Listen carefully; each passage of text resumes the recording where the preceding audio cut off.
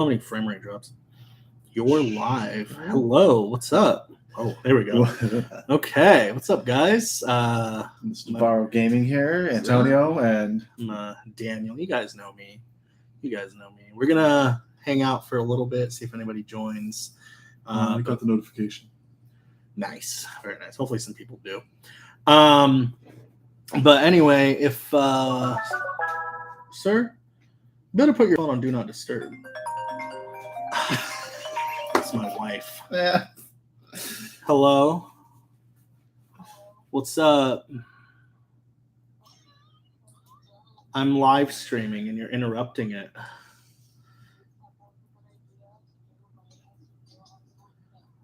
I don't know when you're going to get home. You can be in the live stream if you'd like. Be the first time your people have seen your wife, right? No. She's been in another video. Hey! Hold on. What's up? What's up, man? What'd you say, babe? Just got a second. The wife's calling. You know, the husbandly duty thing. Oh, will you go get the box out of the trunk? Is she here right now? Yeah, she's outside. Let's see, I'll find my flip. You can just wear my slides right there if you want. Sure. All right. Okay, Antonio's coming out. All right. What's up, guys? Antonio is gonna go get something out of the car for my wife, real quick. But yeah, no, they got some hype. What's up? I see Alexis in the chat. Alex, is it Alex? Alexis Cardoso. What's up? I see 2 other people watching. Get in the chat. What's going on? 4. Come on, guys. Come on. Let's go. We're gonna be talking some good stuff today. Justin, it's you, man. What's up, man? How you been? What's going on? Somebody left. Come on. Don't be like that. Alexis or Alex, whichever is cool. All right, cool. Yeah, so Antonio and I, we're just going to be talking about just E3, the games that we're looking forward to. I figured the whole season's over. I didn't want to make separate videos for each showcase. I didn't really care for like Capcom showcase too much. So we're just going to kind of chit-chat about some of the games we're looking forward to, let you guys chime in, obviously. We were going to do a standalone video of it, but I figured the video would be like an hour long. I didn't want to edit that. And, I figured it'd be this way you guys can tell me what you're looking for, too. Just know you've broken my heart. What? Why'd I do that? What the heck? Is it because you were my best man at my wedding? Is that it?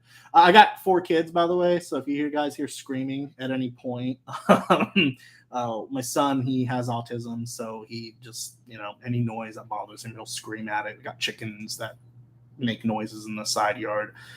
But anyway, what's up, man? Why did I break your heart? What's going on? Antonio's coming back, so we'll start talking soon. I was going to start this at 3:15, but I figured kind of get going now, So Antonio's back. Justin said I broke his heart, and I don't know why. How did he do that, Justin? I don't know.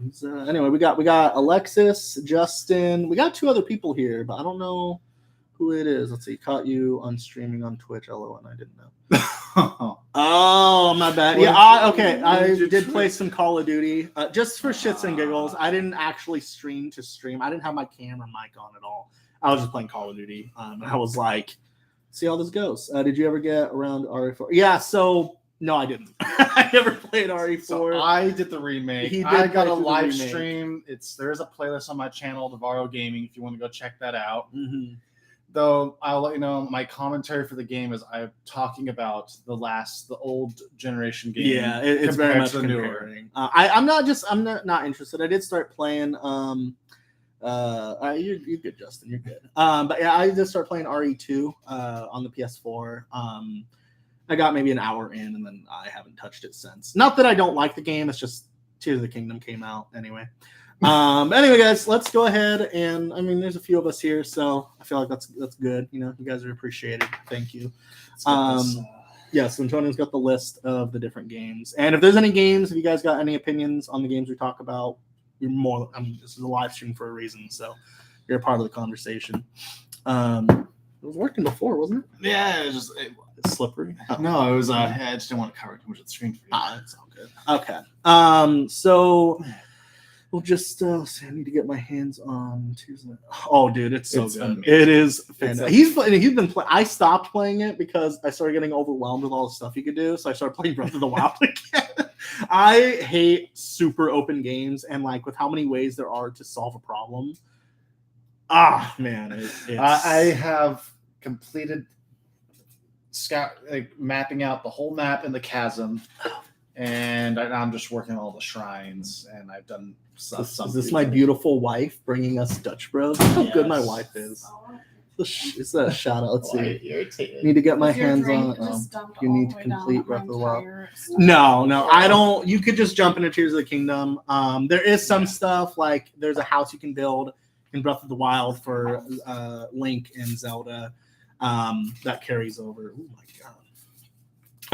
But yeah, no, it's a standalone. You could definitely just play, kind of like how Majora's Mask is technically a direct sequel to like Ocarina of Time. But you don't need to play Ocarina of Time to really like. It doesn't make too many references. Yeah. It's and even then the references aren't in your face. You do have to kind of find them, talk to NPCs, stuff like that. So like for Breath of the Wild, like not gonna lie, like how Tears of the Kingdom plays and works, it's almost like it's almost like Breath of the Wild never happened in a sense, other than like the beginning of the game. Yeah. But anyway, let's go ahead and talk about some of these E3 games. Babe, your reflection's in the TV. She's just taking her shirt off. Don't down me. Whatever. With your bad luck with my drinks. This is why I don't live stream, by the way. This is why I don't live stream. Because we got my wife getting topless. We got kids screaming in the background. This is a fucking shit show. But hey, that's why you subscribe. We got Alexis and Justin. I'm assuming you're still in the chat. Mm-hmm. But anyway, yeah. So the first game we want to talk about is Assassin's Creed Mirage, and I guess it's Jade, the mobile version. Look at his straw. Okay. It doesn't even go in. Whatever. But yeah, Assassin's Creed Mirage is a return to form for Assassin's Creed. I'm excited for it. I don't know if any of you, jumped out of Assassin's Creed. I know most people kind of gave up after Black Flag. So, that's kind of where he gave up after Assassin's Creed 3. Yeah, I played Black Flag. I saw people play Black Flag. I helped a bunch of friends play Black Flag, but I never bought it. Yeah. After Assassin's Creed 3, I just kind of for me back then, there was a lot more games I had much higher interest in. Yeah. And that's the thing, Assassin's Creed games, haven't played any after part 1. Oh, wow. You got a lot to go. Yeah. Assassin's Creed 3 is my favorite. I love the Revolutionary War. But Mirage looks like very much return to. If you loved Assassin's Creed 1, or I'm sure I'm just listening because I don't know if it fits. No, dude, you're good, man. Yeah. Just type in anything. If you got a thought, type it in. I'm reading every comment I get, so I'll go ahead and respond. We started to make a video, and we kept getting off track. We were recording. We were literally 25 minutes in, and I was like, "This just makes more sense to do a live stream." And I feel like the videos. Nothing against Antonio or you guys, but the videos with Antonio and I together, they don't do as well as the standalone videos, and I think it's because you can tell that there's a lot of stuff that I have to cut out because I'm trying to make this around 15-20 minute video. We just get so off topic, and I'm like, I feel like we should just start live streaming because we literally never shut up once we start random little bits. Yeah. So no, Justin, you're good. Alexis, helps a ton, you guys. Commentary makes it. Yeah, and that helps. That's the thing too, is I want to have a conversation with you guys, and I feel like the comment section is cool and all in a video, but I can't really get that live reaction from you guys. But Assassin's Creed Mirage, I'm looking forward to it. I'll probably pick it up day 1 after reviews. I don't pre-order games anymore, by the way.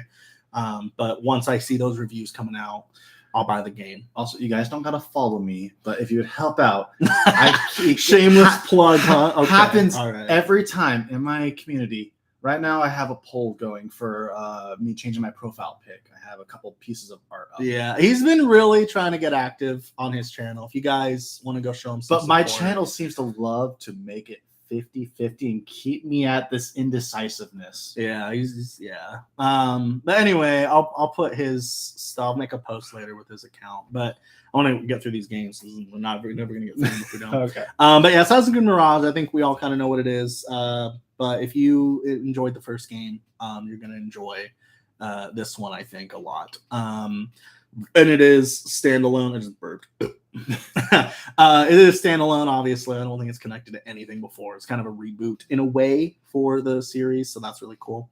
We also have Skull and Bones. I'm not really excited for this game. I'm interested to see what it's going to be, but I'm more excited for because I do like Sea of Thieves, but I wish some of the mechanics like Sea of Thieves. I wish there was blocking was a little better. I wish some of the fighting mechanics was a little better. But as the game as it is, it's fun. The sail, move around, Yeah. What I love about Sea of Thieves is how like arcade it is. Like it's an arcade version of a pirate simulator, I guess. Kind of like Forza Horizon to Forza Motorsport.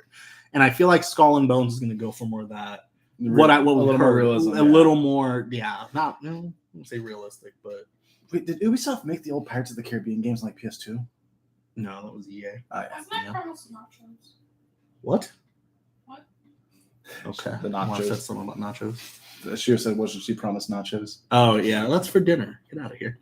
And so, but Skull and Bones, like I'm excited for it because like Ubisoft's already done Black Flag, so they already have the seafaring mechanics down and this, seafaring fighting and all that. And I'm curious to see how this comes out. And I really kind of want to play because like I like Sea of Thieves, but I don't have an Xbox. Yeah. And the fact that this is going to be a game that combines PC, Xbox, and PlayStation all together, because like I like Call of Duty because now it's cross-platform. I like a lot of games because they're cross-platform, and Discord's helped bringing us all together because now we can have party chats with people who aren't on the same console as you. Yeah, you don't have to rely on the in-game chat and stuff. I mean, I'm excited to see what Skull and Bones does. It's been through development hell, and it's been delayed, and you hear all this stuff.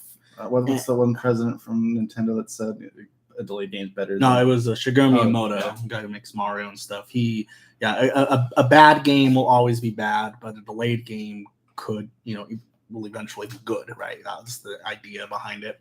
But yeah, Skull and Bones. I mean, by the way, both of these games come to Xbox and PS5. And then we have Avatar: Frontiers of Pandora, also going to be Xbox and PS5. Oh no, someone left. What's going on? But it looks interesting because the game, it looks like it's gonna I haven't seen the second movie, Avatar: Ways of the Water, but it looks like this game, because it came out after that, is gonna have elements of both, that universe, and it looks like this game isn't gonna be, something that follows the movie. I know all your viewers are gone now. Oh well, doesn't follow the movies though. It's gonna be its standalone own story and unique play in this world of Pandora. Yeah, no, I'm excited. I mean, my wife enjoys the Avatar movies. We haven't watched the newest one, neither of you, but let's see live streaming. We're gonna be here second. We got a long list of games. So I mean, if you gotta do something, man, I don't blame it. Go do you. Jump in, jump out when you need to. This video will be saved as a VOD, so if you want to catch up on the parts you missed, it's always there for you. But drop a like on the way out. Wink, wink, nudge, nudge. Thanks for joining, though. Really appreciate that. Let's see. Prince of Persia, The Lost Crown. So I'm not a huge Prince of Persia fan, but I'm interested in this because I did play the original Prince of Persia for like 5 minutes at one point, and I enjoyed what I was playing. So I'm really excited to see them come back to this Lost Crown, 2D side scroller thing. But I've played through them all. What's gotten me is the art style has me disliking the game a little bit, but if the gameplay is good, obviously I'm not going to care. But yeah, I want to see how this original come to form is. Because the original was more of a platformer. Yeah. Than this. I don't know. This one looks like it's going to be a platform, but I'm coming back. I just gotta pick my cousin up. Okay, yeah, man. Thanks, man. I've never been into Prince of Persia either. Yeah. I mean, Prince of Persia, it's one of those things where I feel like it's just you like it or hate it thing, and I think that going from Prince of Persia over to Assassin's Creed was the right move. I think that there was a lot of vision that, because the writer behind Prince of Persia, I forget her name, but she had a vision for a game, and they were going to make it a Prince of Persia game. Yeah. And they decided to make a whole new series, which was Assassin's Creed, and I think that was a smart move, considering well, considering how far that got. I think it's Prince of pretty good. Persia. Prince of Persia kind of had a high difficulty curve in like gameplay. Yeah. And it had very dark undertones. And back in PS2 era and PS3 even, dark undertone games didn't do well. A lot of people didn't want a dark undertone game. They wanted a very that was vibrant. when Call of Duty was like top of its game back then. So it was a very niche thing. And it still kind of is, I will argue, compared to everything else. But I'm excited to see them do a return to form. I think it'll be cool. This is one of the few games that are coming to Switch along with Xbox and PS5. And they did say that it is going to hit that 60 FPS on Switch. So it doesn't look like we're going to get any performance issues. So I think if you have a Switch, I think this will be a perfect Switch game, especially because Nintendo has been high and dry with any announcements. So I think this will be a cool game. This will help tide them over until because all we got left right now for this year at the moment is Pikmin 4. But there is rumors and thing that there might actually be coming a Nintendo Direct here soon. Yeah, that was it's been going back and forth. Like, there's not going to be one. There's going to be one. Now there's not. Now there is. I give up. I'm just like, if it happens, it happens. So anyway, then there's Star Wars Outlaws. That game. Oh man, this is when I stopped. This is when we stopped doing the video and decided to just go live because I am so excited. I made a comment about Jango Fett and Boba Fett and like that because he was going on about like it's nice to be like not play like a hero or a villain or like someone that's like main and like hyped up and who like has like a key part in like this universe's story. Yeah, that we get to play like a bystander. I just want to be a normal person. Just like if I was in the Star Wars universe, kind of what would I be doing to survive? And that's I think what Outlaws is trying to show, right? I mean, even bounty hunters. What do you think of new Nintendo? When do I think? I don't know. I want to say they're waiting for E3 season to be over. Like they don't want to be muddled in with Xbox and PlayStation. All these. I'm saying it's going to either be next month or maybe I can see it. They need something. They're either going to release a new Switch this holiday or they're going to release it next holiday, which means they're going to have to show us what they got coming for this next year. Especially because like when they released the Tears of the Kingdom Edition Switch, I bought that because I needed a new one. I've had the original. You had a launch, like the one with the bad battery. Launch Nintendo Switches. And yeah, I needed a new battery, and it was the perfect reason to upgrade to an OLED. Because like in itself, the OLED isn't too much better other than unless you're going to play handheld a lot. Which he has been because of the screen. Yeah. And because now I have a site where I can actually take my Switch to work again. Yeah, that's true. But anyway, yeah, I think Nintendo will, if they do have a live stream, I could see them doing maybe July.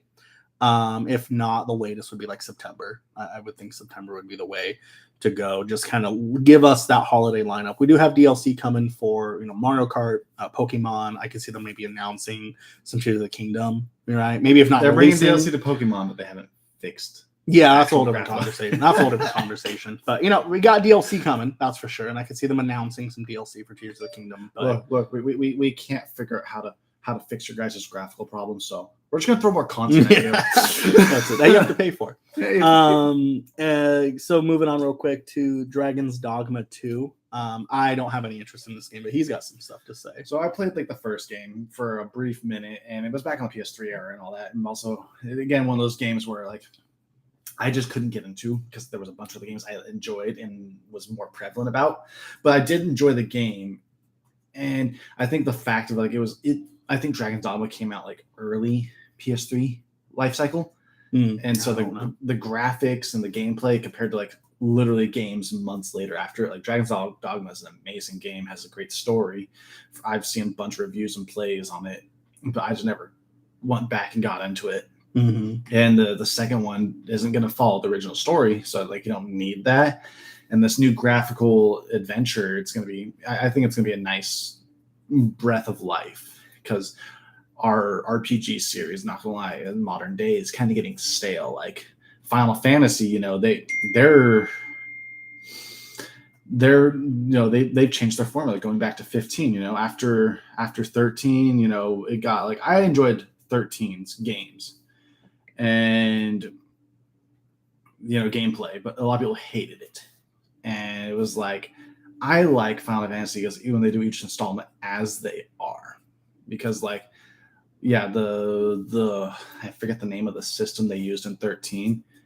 It was unique. It was very hard to actually grasp the concept because like you had to use the Ravager, Soul, Saboteur. There was a bunch of different class things, and you had to learn how to cycle through them to be able to play the game. Mm-hmm. And most people, that's very different for a Final Fantasy, especially when it comes to just attack, magic, defense, heal. And that changed the whole formula. That's why a lot of people didn't like it. And then 15 came out, and it kind of brought back to form, but with this new live action fight style. Last Final Fantasy Alexis played was 10. Final Fantasy X, and that's a lot of people. I think no, is it 9 remake that they? I think they rumored to be making Final Fantasy 9 remake. I think 8's next because they did 7. I don't know. I remember reading something. I'm not an RPG guy in general. Like, I mean, I play some RPGs, but Final Fantasy has never been. Why?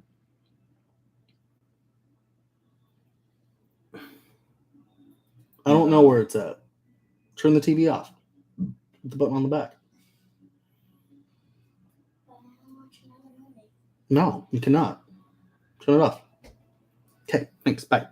Anyway, yeah, I'm not an RPG guy, but Dragon's Dogma, getting back to the thing here, is, I mean, it's just, I don't know.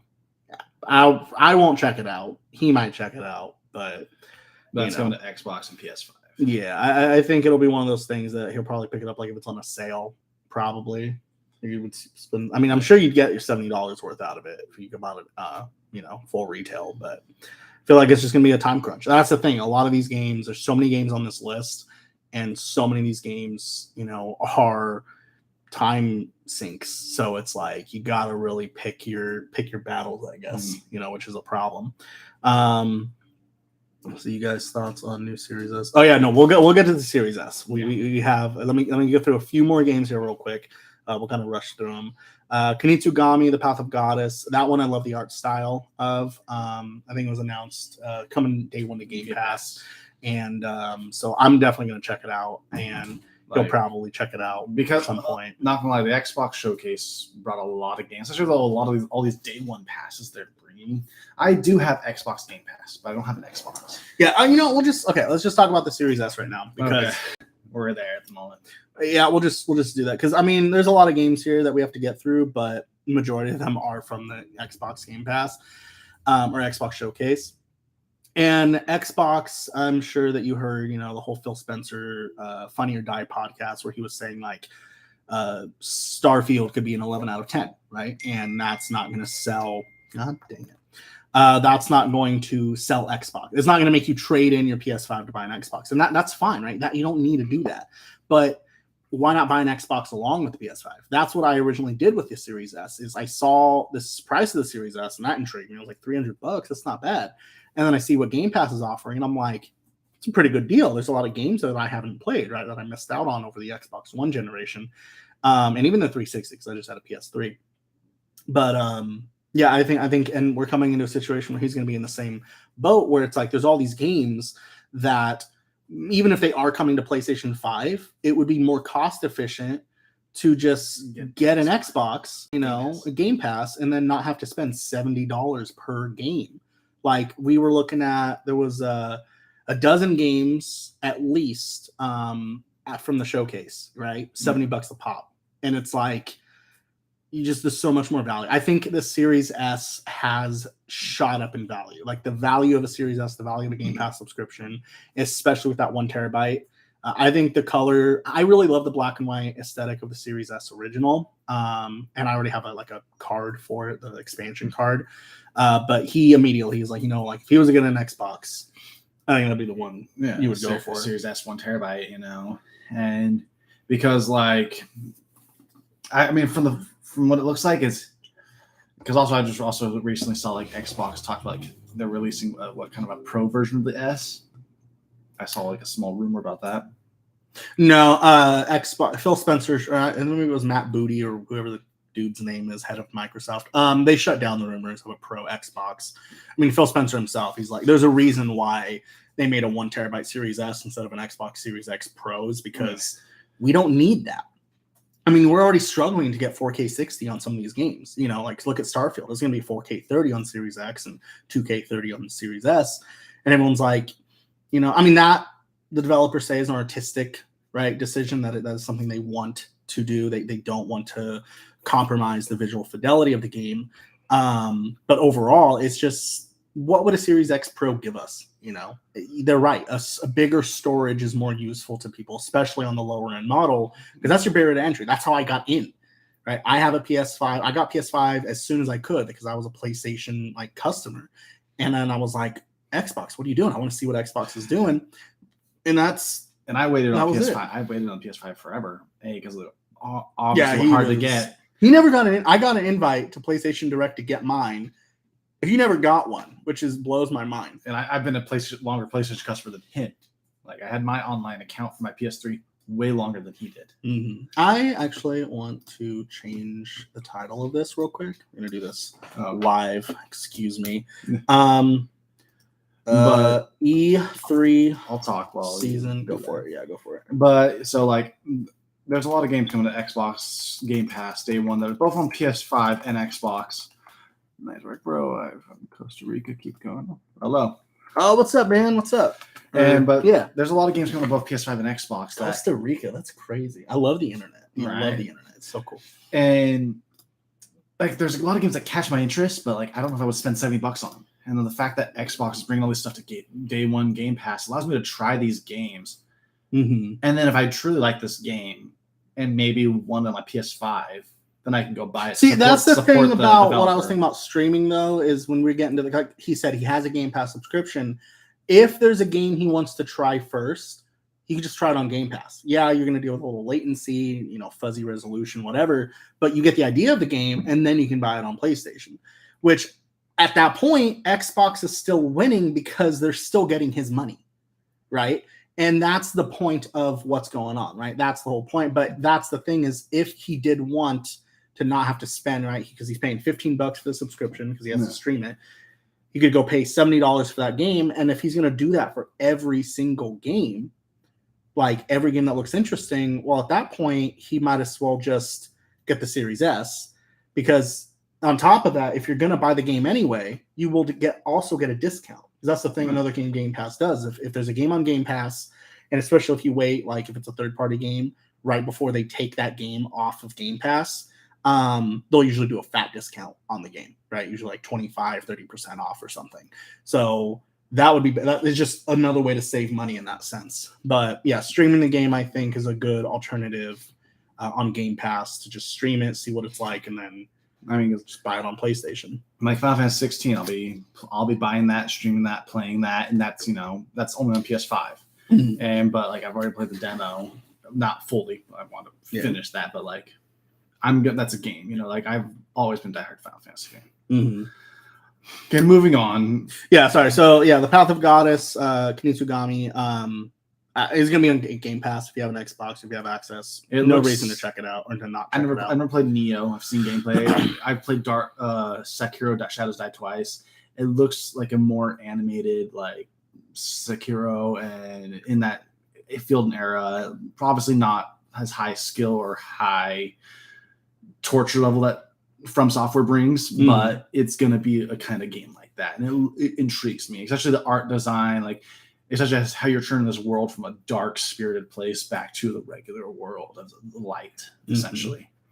Next two games on the list are both PS5 exclusives. The only, I think, there's a few PS5 exclusives on this list, but Final Fantasy VII Rebirth, I'm not into it, but he's again. So I bought Final Fantasy VII, the remake, and love it. An amazing, from going back and playing the original on PS1 to just this overhaul view of, portion size, everything being in this world now. Mm-hmm. It's amazing.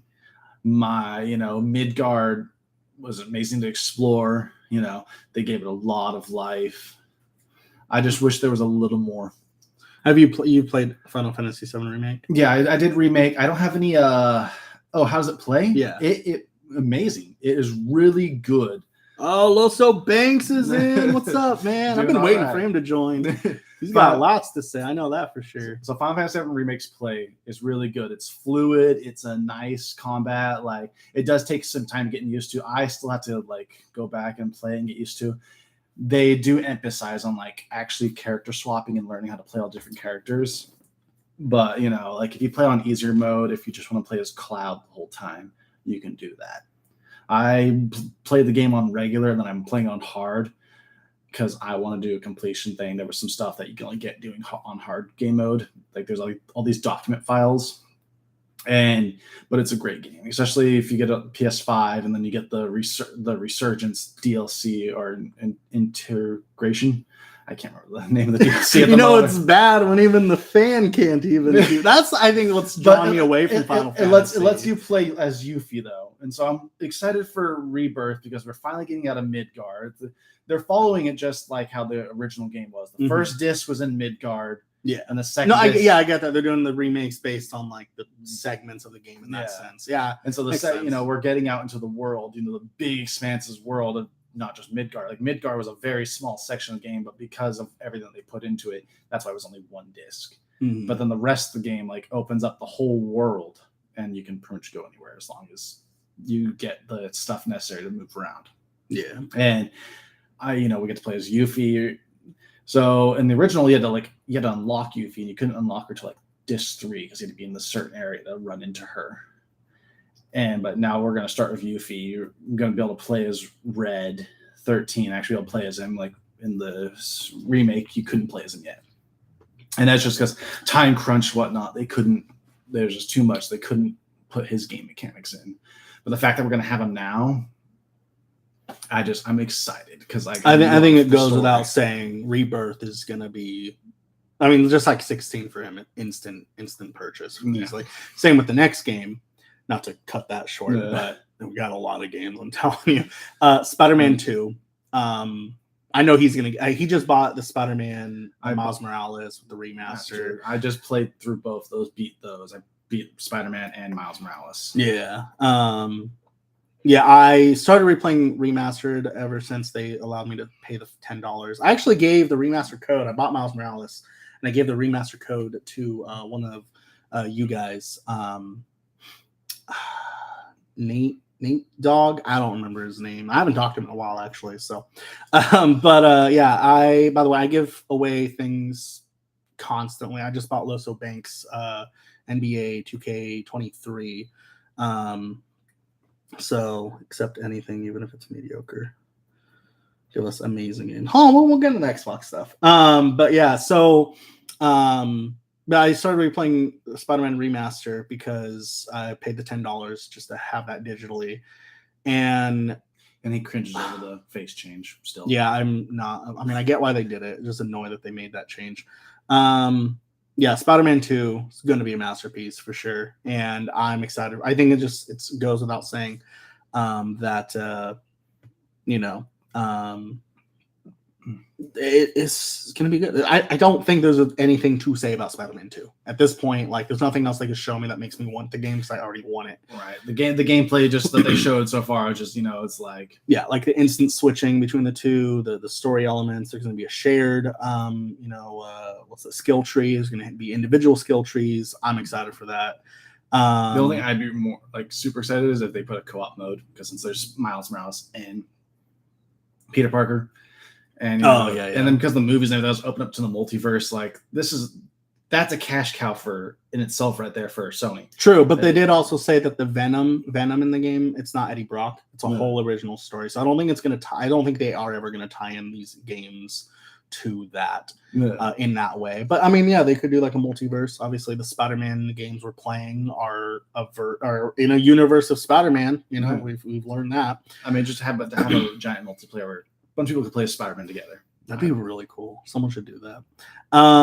So then we have Sonic Superstars, and I brushed over this initially until last night when we were making this list. I was like, all right, let's see what they announced here. And I saw Sonic Superstars, and I was like, hold up, like this looks good. I wish I could pull up some gameplay and stuff for you guys. We'll get there someday, I'm sure. Right. So we were talking about last night. He was like going on about how, originally he thought he didn't like 2D side scrollers, and that's not it. and Yeah. it's backtracking.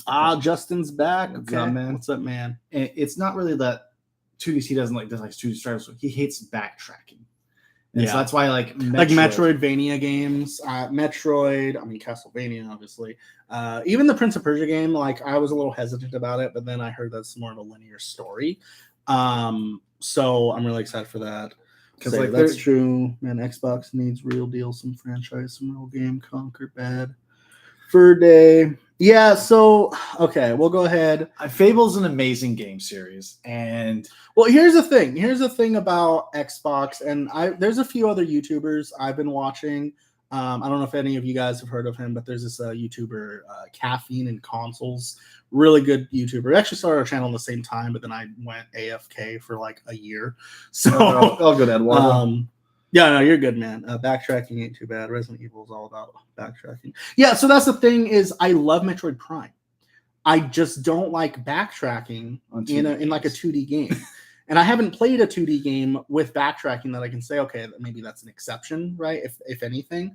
But overall, I just think that more linear, straightforward games. Sonic is a good example. Mario, obviously. But it's not necessarily about the backtracking. It's just the backtracking in a 2D game because it feels. I think it makes everything look feel a little more tedious, which is something people complain about a lot, even on Metroid and Castlevania games and of the sorts. Like, yeah, it's a fun game, but you can't deny the tediousness of having to backtrack in that kind of landscape. So I mean, nothing against it, right? It's just not for me. It's just, again, pick your cake. Some people like it, some people don't. Yeah, and I would much rather play, Sonic Superstars from what I've seen, and I really love. I think even more so is 2D games that have that 3D, like Prince of Persia from earlier. Sonic Superstars looks like they're just kind of taking the original games and just converting it into that 3D, kind of like Sonic Colors in a way, or I'm excited for it. That's all I can say. It's got some gameplay elements from a lot of the past songs. We watched Baby Burt. we watched like the trailer last night, and it's just got so many gameplay elements, like colors, all these other and bringing back the original where you can play as Knuckles, Amy.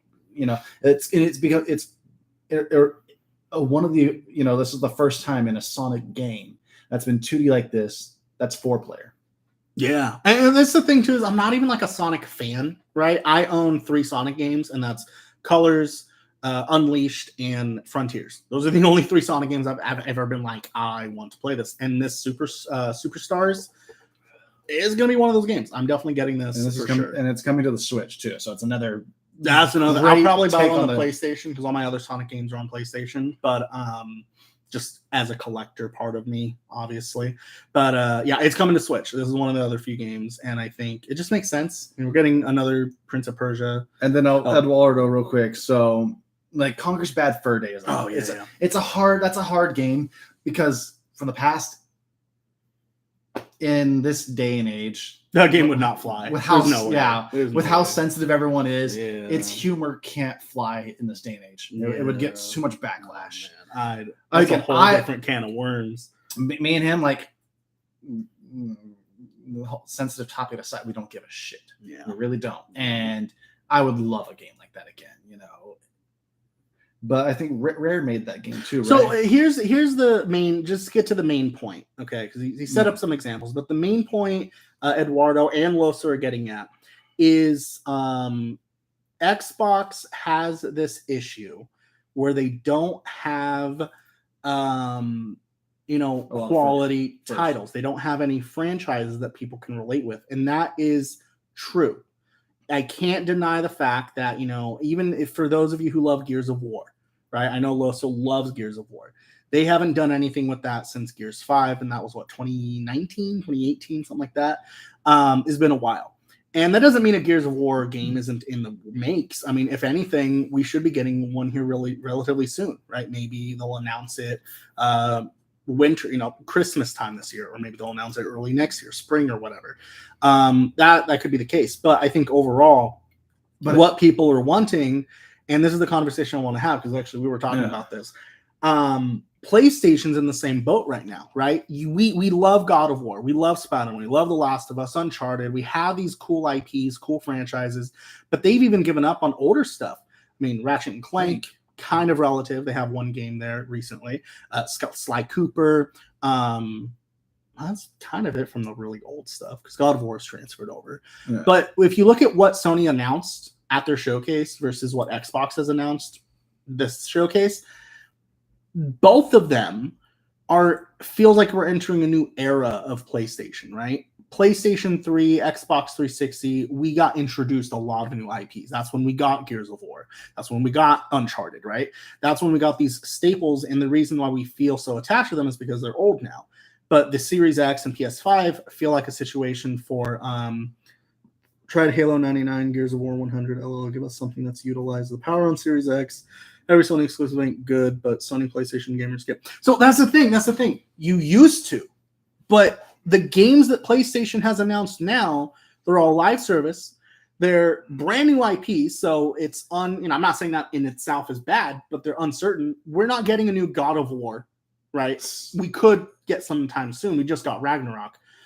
But what's happening is let's just take Gears of War. Honest truth, I haven't played Gears 4 or 5 yet, and I want to. And that's because I loved the Gears of War series. I grew up playing with one of my best friends who lives. I hear so much crap about Gears 4 and 5. My favorite 2 games of the whole series. I don't know. So coming in fresh. I grew up playing Gears of War with my friend because he owned an Xbox and I had a PlayStation. Mm-hmm. Eventually, I got him on the PlayStation because free online gameplay together. It was PlayStation 3, but it took a long time to get him to get one. But whenever I wanted to hung out with him, we'd always play Gears of War, Halo, and all that. And even now, one of my other friends who lives back up in his town that we used to live in, I'll leave locations out just for now. And yeah, obviously. But the last Halo game he really liked was. I haven't passed it yet though. Yeah, Gears 5 is one of my favorites. But the last Halo game he likes was oh god.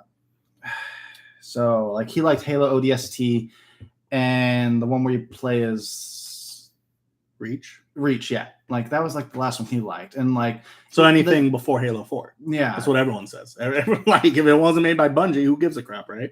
What's just happening is the story. It was played out. It's done, and again, it's these people are reaching at straws because they were trying to please us. We wanted another Halo. We wanted, but it's done, and it's just like how Hideo Kojima. He didn't want to make Metal Gear Solid 5, but he did it out of reluctancy. And he's like, that's it. This is it. After this, I'm not making any more Gears of War. Metal Gear Solid. Good yeah. So, but he was like, I'm not making any more, and he gets it. The story has to stop and die. I know we want the universe. We want more, and that's what's happening to all these IPs. Is they're reaching the end of their life. Mm-hmm. We want more out of it, but the more we beg and ask them to try to make something up. It's Jack and Dexter, yeah. So I was gonna read this real quick. So Justin said, "What about Urban Reign?" And that game was a PS2 exclusive. It was a fighting game. I don't know if y'all ever heard of it. I've never. Oh, I did hear of it. I've never played it. But again, back in PS2 though, there was a saturation of fighting. Oh, that's games. Right. Yeah, Jack and Dexter. That's right. Yeah, because we had Sly Cooper. Yeah. And Ratchet like Jack and Dexter. And Jack and Dexter. The third one was, and people didn't like Jack X. Right. If I have all this hatred towards Xbox, why do I keep buying them? If I know they don't have that many good games, it's because I'm too loyal. I can't switch sides. Can you tell me what it is? So here's the thing about that. Let's finish. Hold on. Let's finish your thought here real quick. Yeah. So it's just that these games are, they're coming to an end, mm-hmm. and that's pretty much it. Yeah. I think to get to the Xbox part of it here, to put it simply, I have sold and rebought multiple Xboxes. I know Loso has done the exact same thing. I'm sure there's other people that have. And it's because there's this roller coaster of Xbox is selling us on this hope that this image of things are coming, right? Because Xbox is a console, that's not the platform anymore, right? We're not talking Series X versus PS5. We're talking about the Xbox ecosystem versus PS5, which allows you to play games on an Xbox console, allows you to play games on your PC, allows you to play games on your phone or computer right through the cloud. And the thing about that is if you're not able or willing or just don't want to, right? Doesn't mean whatever. If you don't really enjoy that idea of it, if you're more traditional and just want to focus on the console side of things, which I'm in the same boat. I don't give a crap what's going on with PC. I use cloud gaming specifically to just try out a game. I use it to, before I use streaming as a method to tell myself, like, do I want to download it? Do I want to waste the time downloading a game to my console? Before I do that, let me try it on stream. Let me stream it and see how it goes. And or the way we were talking earlier is getting. So here's what happened: is Xbox did Game Pass, and they did everything in their power to get this launching. And while they were acquiring game studios, exactly. And that's even Phil Spencer said. Phil Spencer stated xCloud is not a portion. The fact that what was it? The CMA threw a big fit about cloud gaming as a whole. It's like that is millions of dollars versus the billions, potentially pushing $1 trillion, in the near future industry. And CMA still want to fit over the streaming part of it when that is not a primary way. Yeah. That is not. He's considering getting an Xbox Series S specifically because while he values the streaming part and it lets him play here and there, is not the way to play through some of these games, And that's what Xbox did, is they threw their time and effort to get this service up because, again, Phil Spencer wants to expand gaming. He wants to give you a reason to get an Xbox. And because of that, we had these studios fumble a little bit and not give us the games that we deserve. But now that this is up and running and Phil Spencer's focusing on, Bethesda, all these companies that he has, we're starting to see the fruits of that labor. This showcase was a great show. Like, we're getting, sure, a bunch of them are coming on multi-platform, but we're getting a lot of them day one Game Pass. Yeah. And they're like, come try this game. That's the point. Game Pass is now the platform. It's not about, are you playing on Xbox or PS5? It's, are you playing on Game Pass or are you buying the game? And if you're going to play on Game Pass, now the question then becomes internally. Kind of think of Apple versus Android, right? On Apple doesn't compete with Android. They compete with themselves. And that's what Xbox is doing. They say, hey, you're got Game Pass. That's the core mechanic. That's what you should be here for. But now you got to ask, okay, well, what is in your ecosystem? Do you have a PC? You play on that as your primary and use your Xbox in the living room, bedroom, whatever. Do you play on Xbox primarily and you just use the cloud as a secondary thing? You have this built-in little circle that you can choose. And that's why when you look at an Xbox game, they say, PC, cloud, console. And they're done with Xbox One. That's news that hit today is they're done with Xbox One. But they're keeping Xbox One up and running, obviously, because that is a way to achieve cloud gaming as well. You don't have to buy a Series S. I told him this too. I was like, an Xbox One connected to an Ethernet, if you got a good internet, that'd be a viable way to play some of these single-player games. You don't want to be playing, Overwatch or whatever the heck on it. But and the only reason I want an S, though, is for if I do want to download a game, I want the better graphics. Exactly. And that's what the S is there for. The S is your simplest way to get into Xbox or Game Pass without having to deal with cloud gaming. And I think that's why the Series S was doing so well in the beginning, especially for me, right? Because my channel started off with, saying, hey, I have been exclusively on PlayStation and Nintendo, technically. But PlayStation has been my go-to console for everything. And after getting the PS5, I'm sitting here like, there's really nothing to play. Not that there was nothing to play, but a lot of the games are being cross-gen, and a lot of the games that It didn't launch with an exclusive. It didn't, it had a few, but it's, but Xbox, same thing. Xbox didn't have any exclusives, but what got me was that Game Pass. And I knew that if I wanted Game Pass, I could stream it, but if I want a good experience, Series S was the easiest way to get into that, And what Game Pass gave him was a plethora of games he didn't get to play in the past from Xbox 360, and it just gave you a plethora of games to choose from and to keep yourself entertained. Cross-gen, not going to go anywhere. I don't think so. I think cross-gen gaming... Not for another year, at least. No, I think it's here to stay. I like cross-gen. No, he's saying cross-gen. I'm thinking cross-platform. Yeah, no, cross-gen is garbage, and Xbox is done with cross-gen. PlayStation... They're getting there because they're like, now PS5's available, but they're still haven't stopped it yet. I want to say they're live service games. I think Spider-Man 2 is going to be the end of it because that one is only coming to PS5. I think that's what we're looking at. Single player experiences on PlayStation 5, whatever, those are going to be exclusive. I think those are going to be on PS5. But I think live service games, Sony knows that they have a larger player base if they combine the two. So let's Well, this one's actually PS5 exclusive too, but let's just real quick. That's where we're at. Okay, we're So like halfway through. Okay, let's get through some more of these games. Well, real quick. so a quick example. We're gonna jump on the list a little bit, and I'll remember to skip over it. Let's go. Foam Stars, PS5 exclusive. They announced on their game trailer. Game Pass Ultimate is great for new customers. Exactly, who never played anything. No. Also, I don't agree with that because if you watch the Xbox Game Showcase, every single game that they announce, I know there's a few, but 95% of the games they announced all coming to Game Pass day one, regardless if it is third party or first party, right? So they secured those deals. They got the bag, right? I guess they gave the bag to these companies. But the point is, Game Pass, and that's why I just changed the title of this video, even though we were supposed to be talking about fucking E3 games. Demonetized, by the way. That's my F-bomb. I got one F-bomb a video. But the Series S value just went so far fucking high up. And there's my second F-bomb. But the Series S increase in value so much just from this one showcase, right? Yeah, we're not getting these tomorrow, but over the next year, we're going to have we're getting game after game after game. And yes, Xbox is planning to do 4 major releases a year. That's fantastic. Now, whether they can hit it remains to be seen. And we looked into PlayStation when they said that they're changing the percentage of games to mainly live service. They're still going to be offering 8 games, 4 games a year too. But whether they're going to be good or first party AAAs, like that's what Xbox is promising.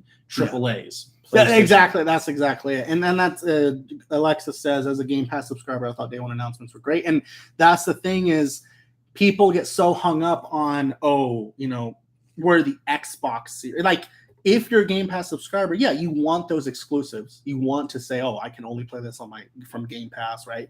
But even without that, even if Xbox got rid of the console completely, which I don't think they will, I think they understand that the console is the cheapest, most cost-effective way to allow a Game Pass subscriber to play these games, right? Because their goal is the subscription service. And if you are on Game Pass, it doesn't matter if they're giving you all these Xbox exclusives. What matters is, are they giving you the big AAA hits that you don't have to pay $7 for? Are they giving you your money's worth? Exactly. And I think every single game, there were games on there that I did not anticipate, right? The Persona games, that we had an honorable mentions list. I'm just going to get that out of the way. I recently got into Persona with Persona 4 Golden. I started playing that on the Vita a few years ago, and I love Persona 5. Those are games that I can't ever finish just because they are so big, but I will put in a good 30 hours in, and then I'll probably call it good. Even though those games are 200 hours. Yeah, no, they're huge. But, Persona, I know that not everyone's a JRPG fan. I'm really not. I don't really love JRPGs, but I love Persona specifically. I love that, social aspect of it. But the point is, I was seeing Persona game after Persona after Persona, and I was just like, Game Pass, Game Pass, Game Pass. And every game they announced, Game Pass, right? And I'm sitting here getting overwhelmed with joy just because I'm sitting here knowing my wallet's good. I'm not spending, right? I'm looking at the PlayStation side of things, and I'm like, okay, there's $70 there. There's $70 there.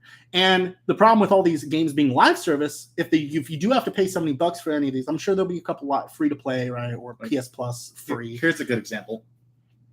I don't have an Xbox right now. Mm-hmm. And right now, I'm not horrible on money, but I'm a little tight. Mm-hmm. And I got to go drop $70 on Final Fantasy 16. But no, what I'm getting at though is that's okay, because Final Fantasy 16, even if you bought it, obviously digitally versus physically is a whole conversation. But the live service part of the games is an issue, because now let's say you pay even $50 to get into that live service environment. It just takes enough players to drop fast enough for Sony to be like, we don't really see a point in this. Maybe they'll launch out some crappy free story mode just to keep you hooked, but you just paid $50 for a game that could be dead on arrival. And that's Foam Stars right now. It's the Splatoon. I'm excited for Foam Stars. I'm excited for it. I think it'll do well. But that is an exact point. Foam Stars costs $50, $60, $70, and then Foam Stars decide, everyone decides this is just Splatoon. We don't care. We'll just go play Splatoon for those that want it.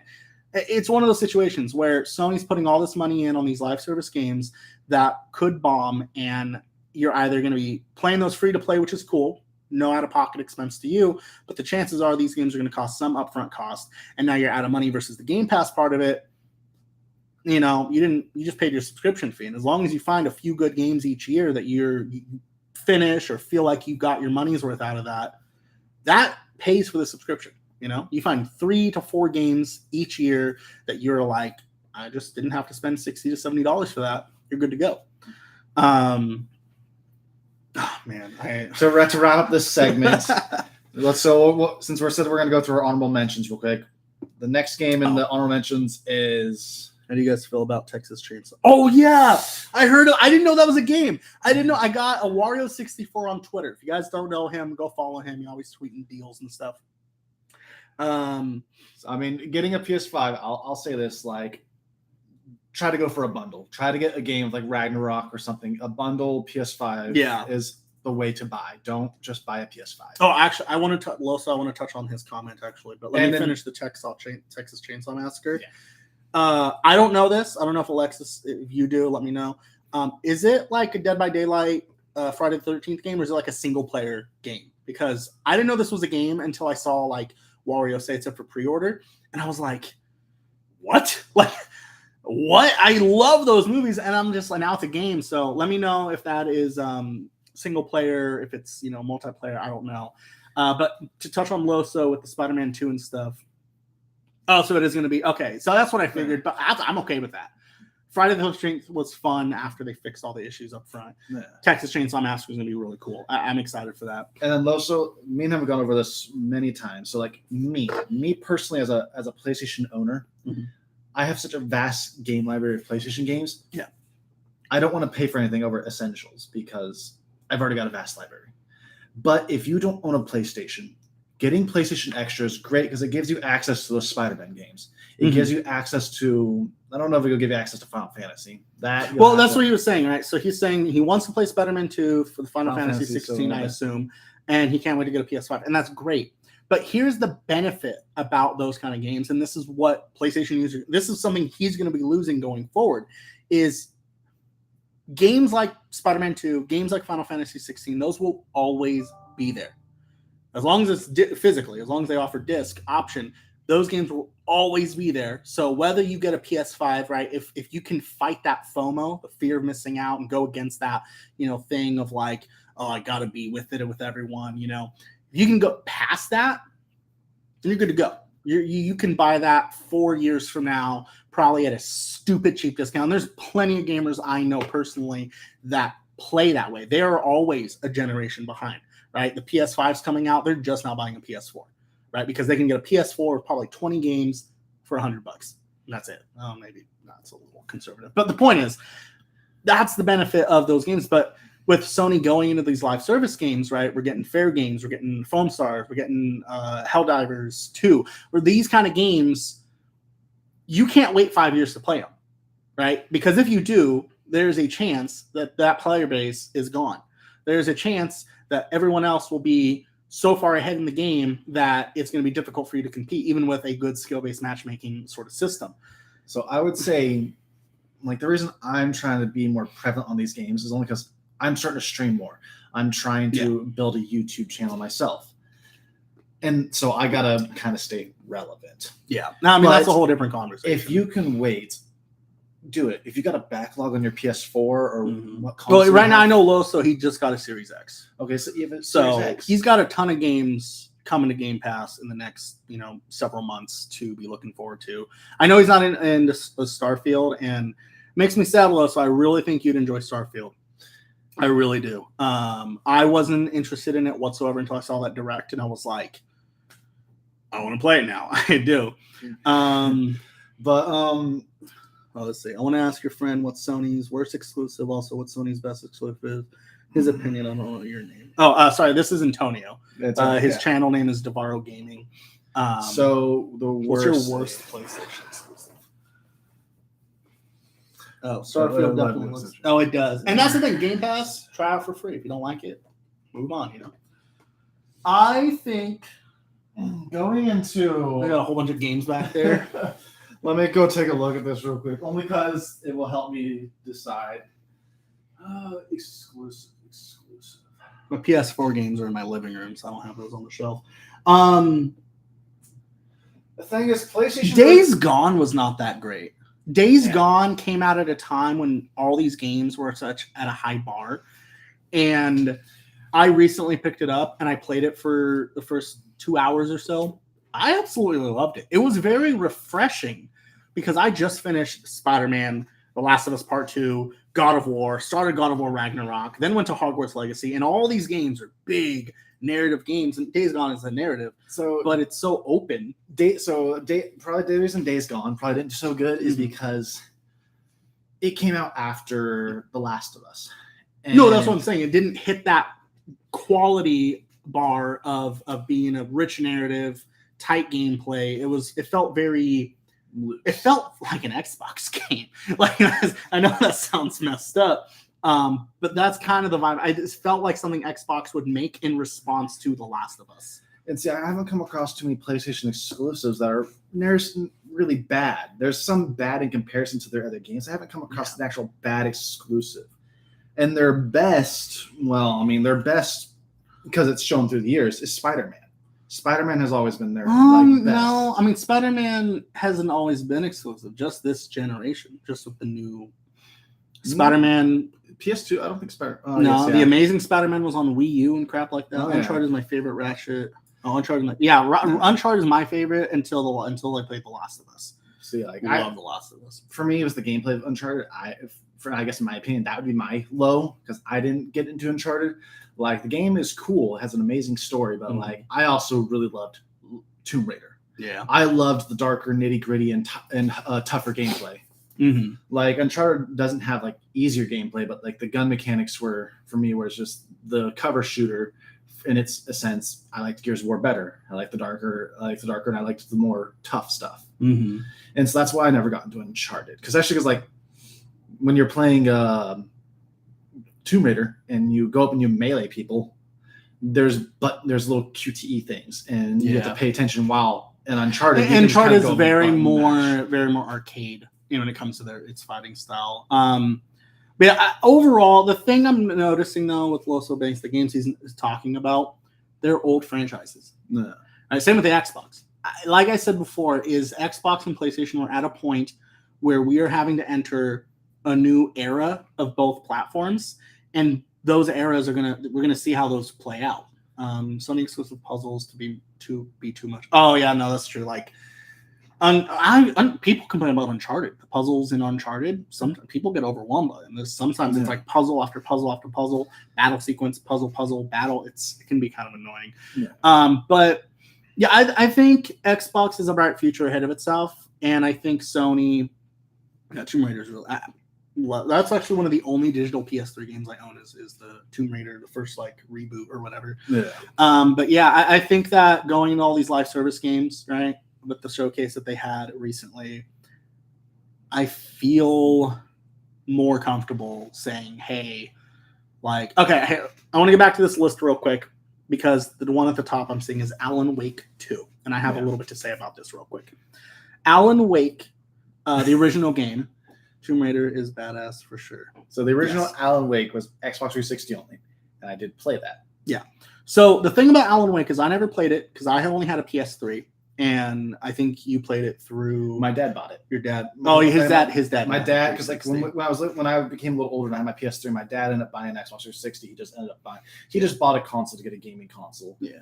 And I played Enslaved. I played Alan Wake. And then he also got Final Fantasy 13 for it because that was one of the first games that Final Fantasy that was on both Xbox and PlayStation. Yeah. And so that's how I played that. And then eventually they finally ported it to PS3 and all that. But Alan Wake is going to be awesome. Can't wait to play it. Yeah. So let me finish my thought here real quick because we still got a lot of games and I love interacting with you guys. Alan Wake Remastered, I just bought on Xbox. And the thing is I've said this in other videos, but just kind of reiterate here. You see the shelves behind me. As a pastime hobby, I collect video games. Specifically just games I like, franchises I like. Infamous Second Son sequel. Infamous Fifth Son. Right. So Alan Wake 2, when I heard that was going to be digital only, And I was sitting there thinking like, oh crap, what do I do about this? Because I want the game physically. I only buy physical games for my PS5. I went ahead and just bought Alan Wake Remastered digitally for the Xbox because I feel more comfortable with my digital purchases on Xbox. I just think the way they handle things going from generation to generation has been simpler. We've seen them put a lot more effort into backwards compatibility with 360 and Xbox One, obviously. Preservation is in general, which, again, this is a topic that is a little more niche, more specific to me. You may not care about it, right? A lot of people just buy it. He's an example. He just buys everything digitally. So if Sony decided next gen, if the PS6 comes out and Sony's like, yeah, none of that's going to transfer over, well, he's fucked, right? He's got that. There's my third F-bomb. He's screwed if a PlayStation 5 it ever, decides to just go kaput. And I mean, I'm the same way with PS3 in that sense, right?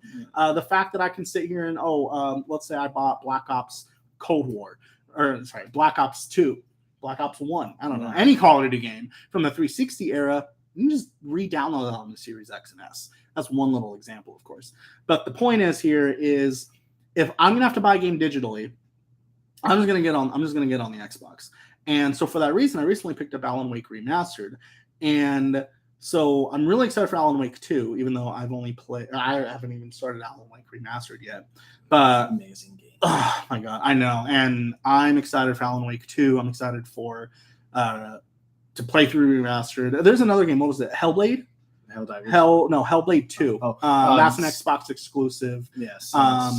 Senior Sora. Yeah, I haven't played Hellblade 1, but you bet I'm going to play it. Another thing is, I just burped. Some of these games I might live stream. Just let me know if that's something you're interested in. I know I did a poll and a lot of you, I got 100% saying, yeah, live stream. But I also can't decide whether I should do it to Twitch or just here on YouTube. So let me know if this is better for you or if going to Twitch is too big of a deal or whatever. But and then real quick,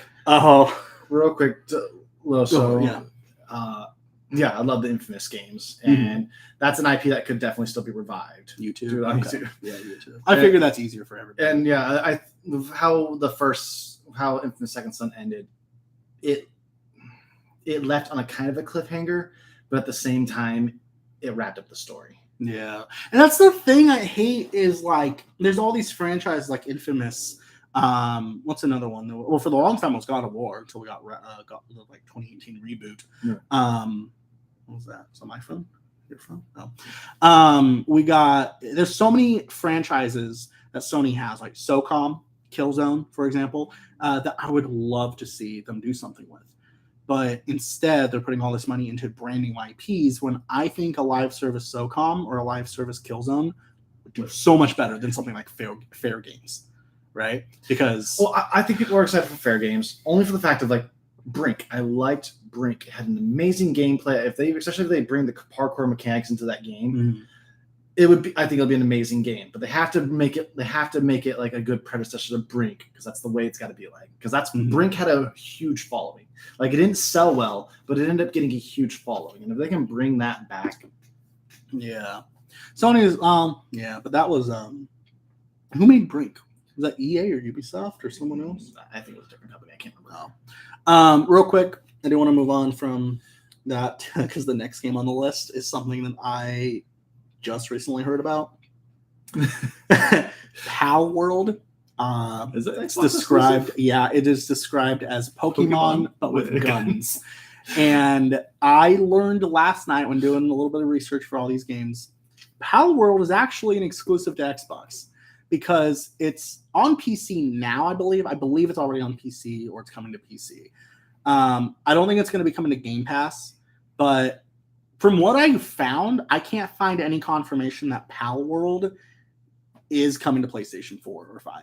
Or obviously Switch. I don't think it would come to Switch. Yeah. I think Nintendo is going to be all over this. I told him last night. I think Nintendo's going to be all up. I watched the trailer. We were looking at all the little creatures. It's every Pokemon.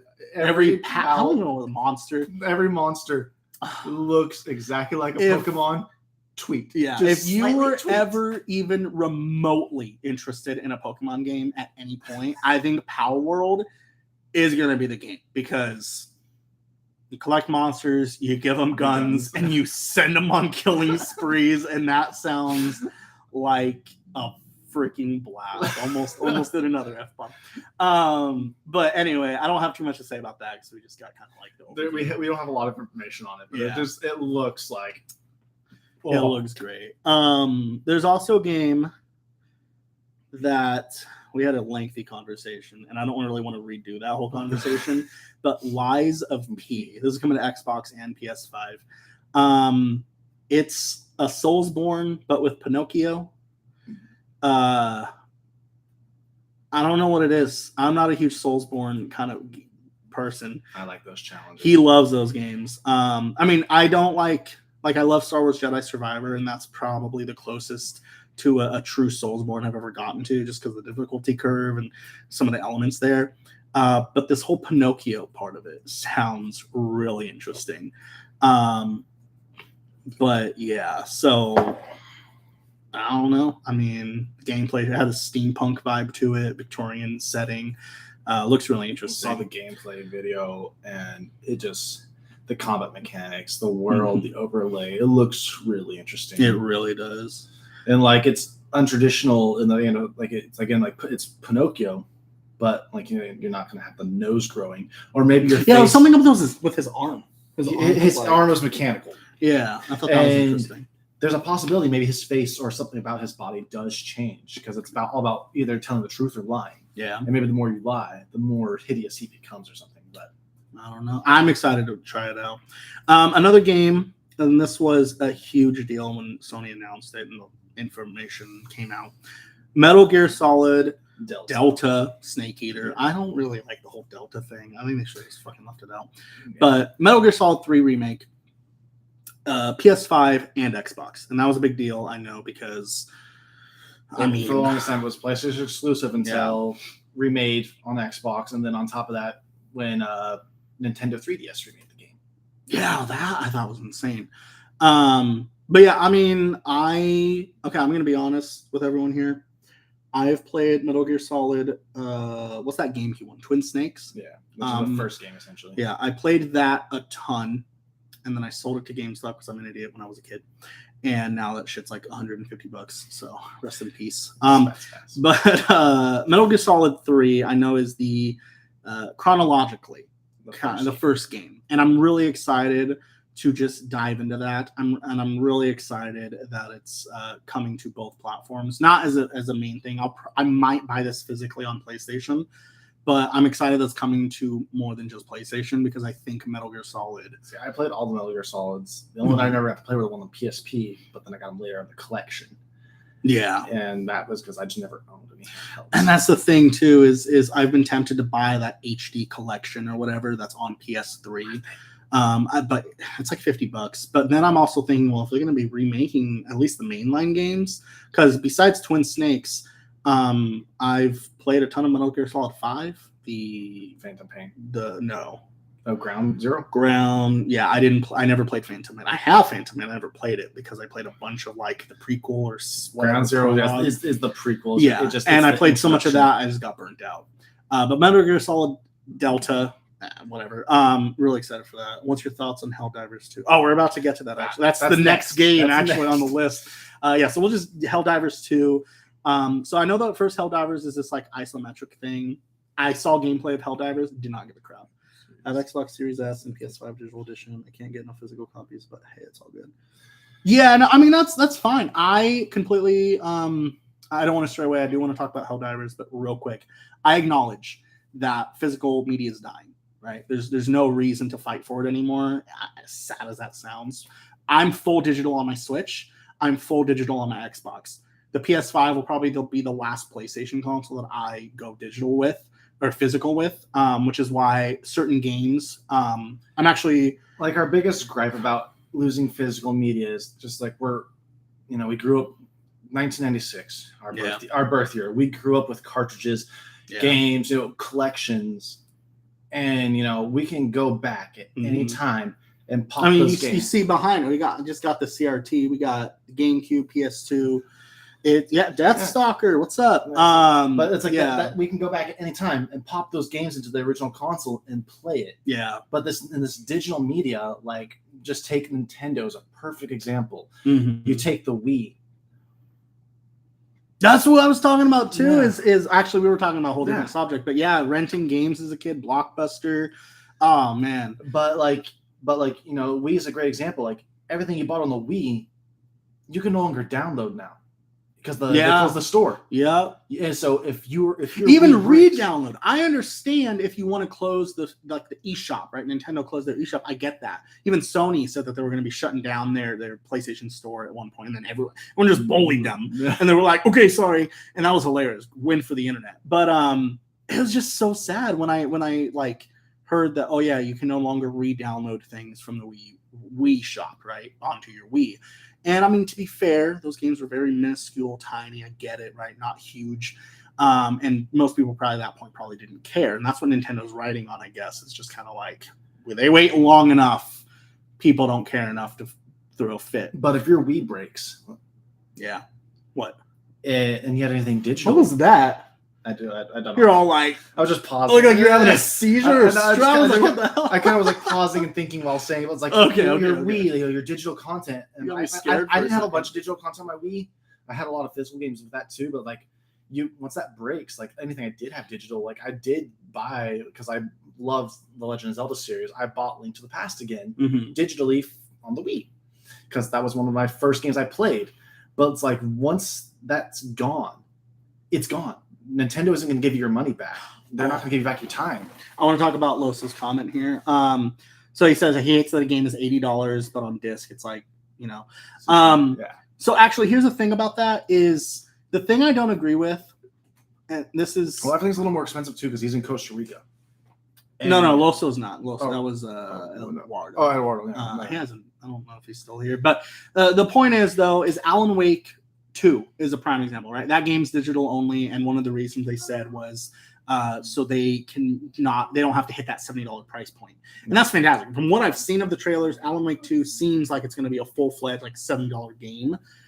And that's the thing. If they're going to go full digital, and it's going to take countries to regulate this, I'm not a fan of government intervention on a lot of things. I don't think the government should be intervening with things. But when it comes to corporations, in this sort of situation, I think it would be good to have regulations on digital media versus physical, because if that's the future we're going to, we need to have, us consumers, we need more protection on refunds.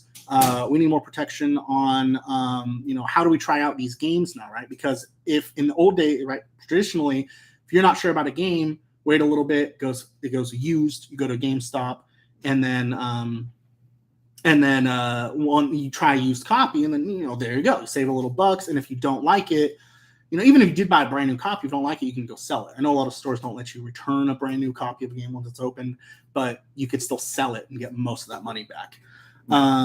Let's see, Daniel. Oh wait, all things physical and digital go on sale. Yeah, no, eventually everything goes on sale eventually. But that's kind of. I mean, that eventually thing doesn't work for the people that buy it first. Yeah, exactly. The people who test that game and let you know, hey, this is a good game. It's on sale now. Go buy it. Yeah, you save your money. But those original people that buy the game, they're the ones that get screwed. I think a good recent example is Lord of the Rings Gollum. That was so many people.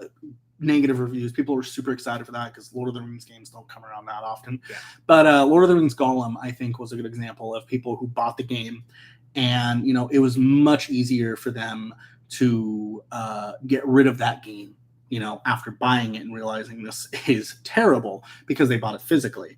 I know that companies like Steam often, I know they have good policies. I know Xbox implements them for some games in terms of getting a refund.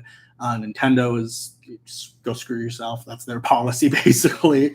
Same with PlayStation. You kind of have to call in, get support, throw a fit. Maybe they'll do it.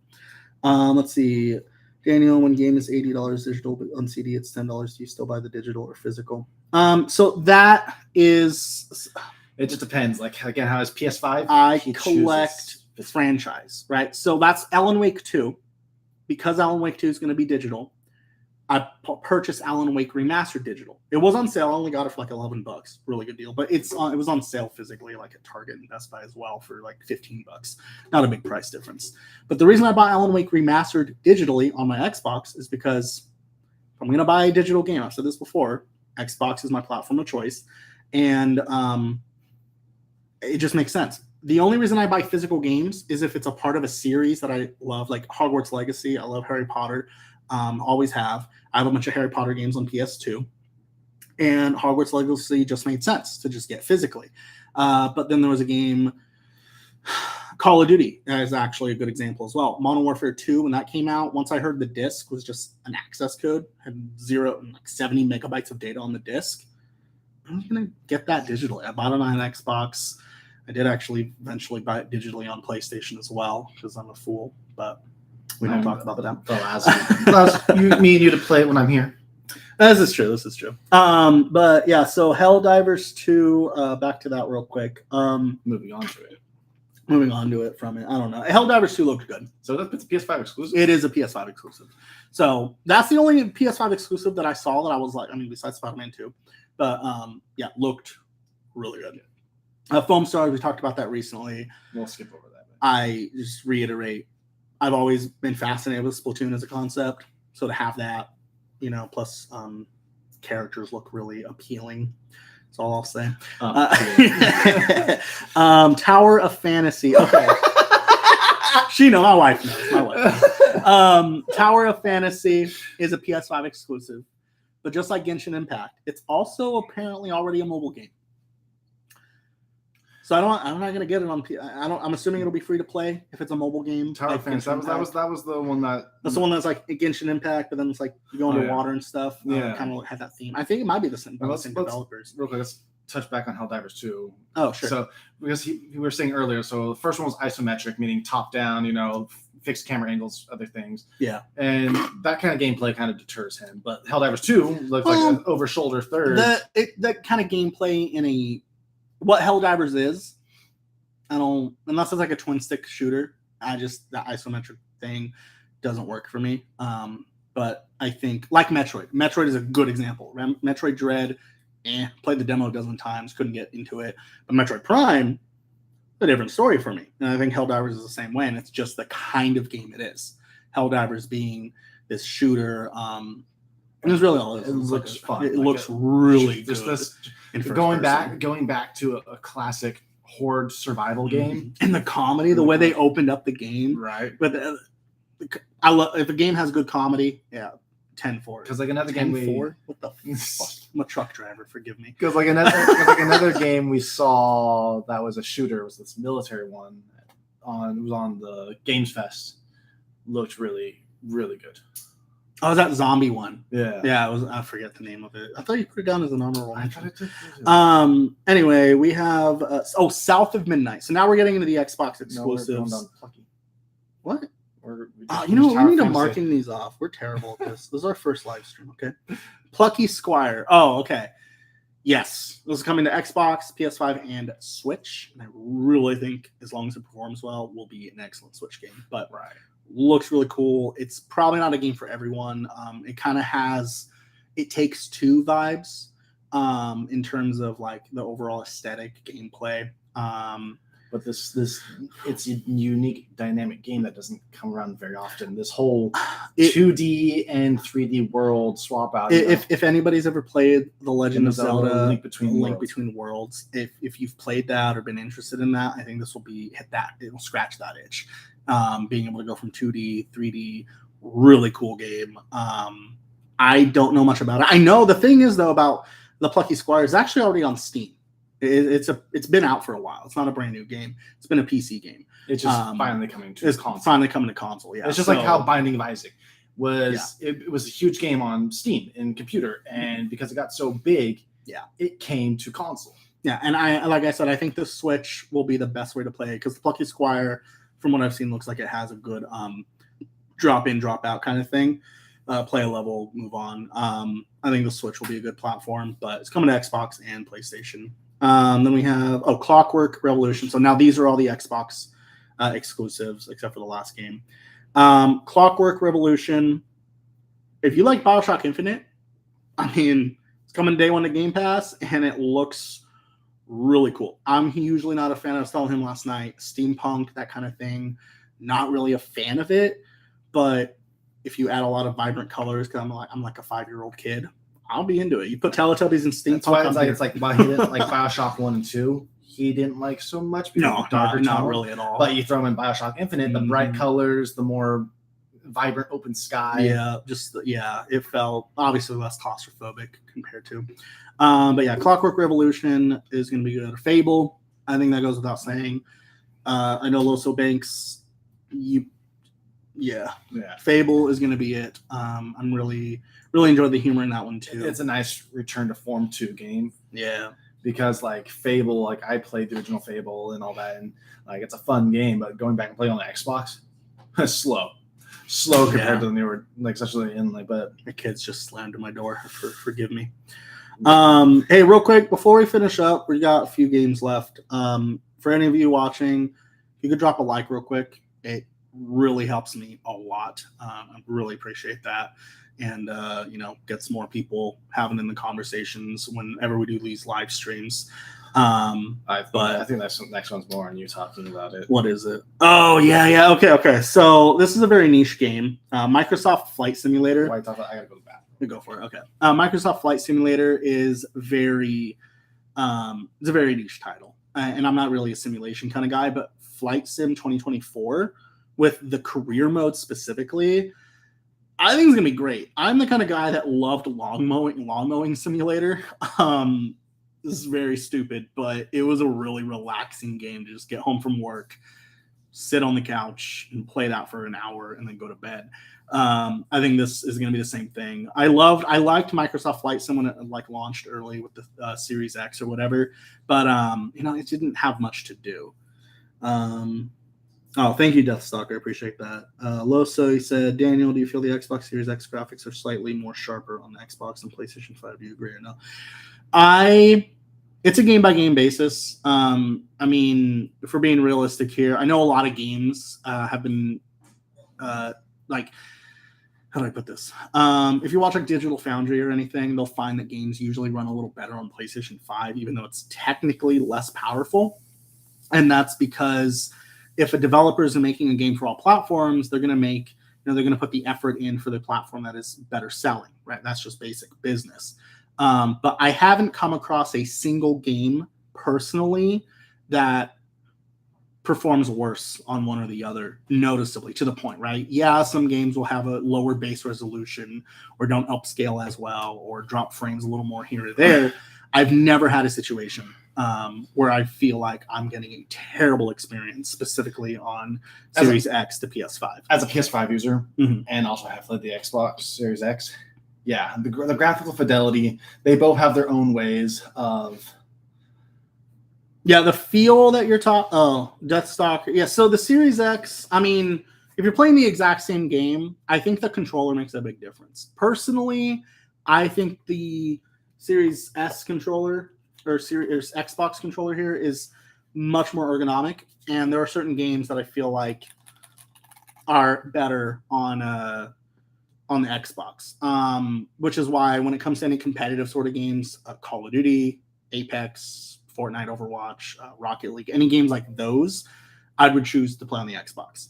If it's a single player game that I can kind of sit down, the PS5 controller just is, it's not that it's uncomfortable, it's just, it feels kind of cumbersome to use sometimes. And I think it's because it's heavier because of all the, advanced vibration, all that stuff, haptic feedback, cool features. But overall, I don't think the graphics, if you're sitting here trying to decide, do I want this or that over the graphics, you're kind of wasting your time. I don't know if that's going to hurt some feelings. But the best way I could put it is, during the multiplayer experience, Xbox might have a little better, smoother gameplay in a sense, but when it comes to graphical fidelity, PS5 still kind of rules with the cinematics. It really just comes down to Outrider. I've never played Outriders, actually. I heard of the game, but never played it. But just the main point is the PS5, the Series X, they're so similar, and I think it just really comes down to the developers. Right? If the developers put in the effort, you're going to get a good game on either way. But if they prioritize the PS5 or Series X and vice versa, like I would argue that a game like what's it? High on Life. That game was exclusively developed for Xbox. That game looked just as good as something like God of War Ragnarok. Like they both looked really good, but obviously if they were flipped, it wouldn't translate as well. 2K Madden, Outriders, Hogwarts Legacy look incredible on Series X, but they smoother on PlayStation 5. And that's what I'm saying is I think developers, they make the game for PS5 and then they port it to Xbox and they kind of hope that there's just the raw extra power kind of carries them, right? They don't have to optimize as much because they can just kind of rely on some of that raw power. Look a little cleaner. Yeah, so the thing is the colors when it comes to HDR. I think you just got your TV has HDR, but he still plays his PS5 on like a gaming monitor. And I just got a high definition game monitor. Yeah. So the thing is I've noticed firsthand experience, Xbox handles HDR so much better than PlayStation. I don't know why. I don't really care why. All I know is that it does. So if there's a game that I, think might benefit heavily from HDR, but the thing is both of these consoles, except for Xbox, because they do allow Dolby Vision specifically which is a whole unique, very power hungry HDR technology. Very few games even utilize it. Have you ever played Scars Above or Bright Memory Infinite? I haven't heard of those. But yeah, so that's why colors, Alexis, probably look better on the Series X overall, just because the HDR10 that they're using, both consoles, very cheap HDR technology. That's why you'll find a 4K TV at Walmart for $200 that says they have HDR using some low-range HDR10. Xbox allows higher performance of HDR10, but also can get into the lower performance of Dolby Vision. So overall, so after Flight Sim, Hellblade 2. Hellblade 2. Oh yeah, we touched on this a little bit earlier. Yeah. I don't know anything about Hellblade 2. I don't know anything about Hellblade. But the trailer caught art. The trailer, huh? What? You know how Wednesday I didn't clock in until noon? Yeah. Someone changed it to 8 a.m. Just let it be. So now I have 4 hours of overtime. Wednesday somehow. I don't know. Rita probably did it. Probably. It's like 8 a.m. on the dot, so I know someone manually changed it. Yeah. It was probably Rita. I don't know. If they approach you, just look. I told her that I had an appointment that morning. So. Yeah. The Hellblade 2 trailer was, I think, terrible. I think it was a trailer that you probably understood only if you've played Hellblade 1, I'd imagine, because it didn't tell me anything about the game, but it did intrigue me. I think the game looked good. So I think that Hellblade 1 is going to be a game that I'm going to play through. That is actually a game I'm thinking about streaming right now. Not right now, but first game I start streaming on the channel here. I'll probably play through Hellblade. So if anyone of you wants to watch that, look forward to that. Because it seems like a good, heavily driven story. And it seems like it was a secret game that I didn't know anything about. He didn't know about it. I knew it existed. I just never played it. Yeah. Dolby Vision is incredible. What's your favorite game on Dolby Vision? Honestly, Forza Horizon 5 looks really good. Really, colors of the cars, like if you get a good paint, like a metallic pearly paint, whatever, oh my god, Dolby Vision pops it out. But like I said, there's very few games that optimize that really are optimized for Dolby Vision. And if you don't have a game that's well optimized for it, the Xbox can do Dolby Vision regardless. But if the game's not optimized, it'll just poop. No cap. Is that what the kids say? Howdy, kids, get on my lawn. South of Midnight. That looks really interesting. I have been waiting for a game that touches on this history. Southern folklore, so good, right? We got voodoo, we got hoodoo. It's so good. And there's so many games that don't touch on it, right? I mean, I can't think of a single game that actually does anything relating to it. There was I was telling him Princess and the Frog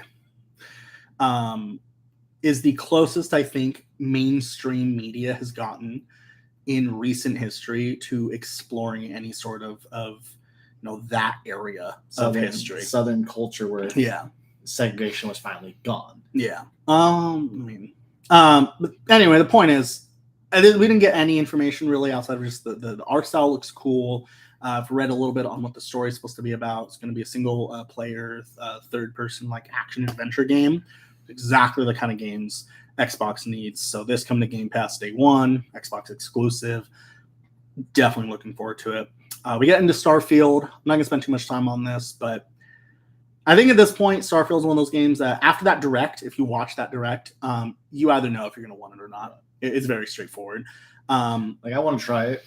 Yeah. I think once he watches the direct, he'll be like, okay, yeah, I want to give this a try. I saw some bits and pieces of it, so I mean, I know what it's about, but it's like... No, they dive deep. And I'm really excited because like Tears of the Kingdom, for example, Starfield is a game that you could very easily...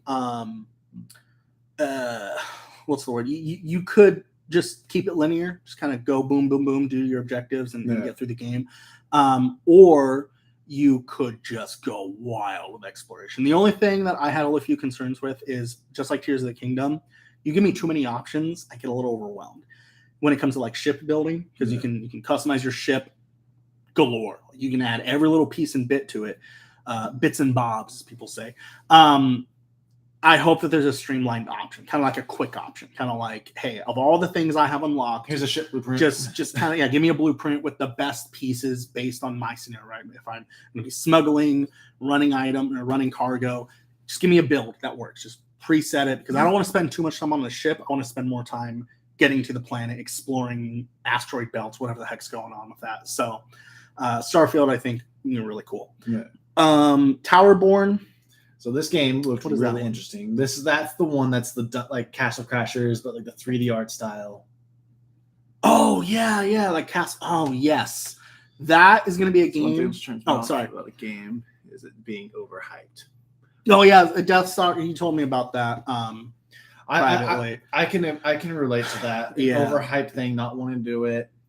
But I feel like Starfield is one of those things, like, even though it's overhyped, I would give it a try. I think the reason it's overhyped is because this is the game.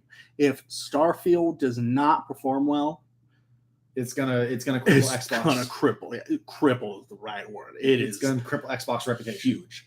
I don't think it's hyped because everyone's looking forward to it to play. I think everyone's looking forward to see if Xbox delivers on what they promised. Yeah, like how capable are they? But I get that. Games that are overhyped. I mean, I picked up Hogwarts Legacy like the day after it released. And usually what helps with that, Death Stalker's a little bit of advice, I guess, is if you feel like a game's starting to get to that point where it's overhyped and that's kind of ruining the experience, just start avoiding any media attention around it. Because it's one of those things where I think what happens when a game gets super hyped up, you start getting more coverage, and that kind of ruins the experience, ruins the surprises to come. And that's how a lot of people felt with Starfield Direct. Because like for like Hogwarts Legacy, there's another game like Final Fantasy. There's quite a few games that I would not, even Tears of the Kingdom, I would not watch anything because I wanted to experience the game when it came out as it is. I wanted it to be my experience of it. Yeah. And I mean, that's how I buy my games now is I don't pre-order games.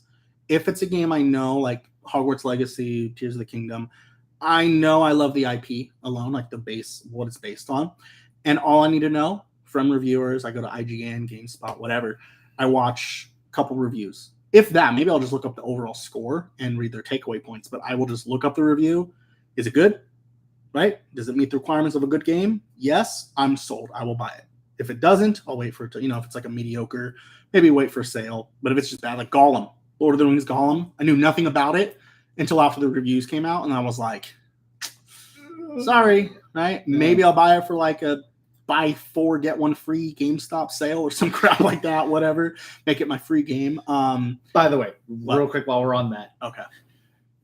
Online, everyone praised the voice acting for Gollum. No. Like I don't think it was the voice acting. I think it was more the dialogue options. Maybe, but I don't know. I feel like they could have got someone that could impersonate Golem a little better than what they had. Well, anyway, Towerborn, just to cap that off, is a game that I feel like would be really fun to play with you guys. I really think if Antonio gets an Xbox here, he could probably stream it too, but but if he gets an Xbox here, I feel like it'd be really cool for me and him and a couple of you guys, because it's just 4 players, right? Yeah, playing the community. Just kind of do a community play thing. I really want to start something like that. We'll get into that more. Don't recommend 33 Immortals to him because he doesn't like raid games. I mean, if I had enough people to play it with.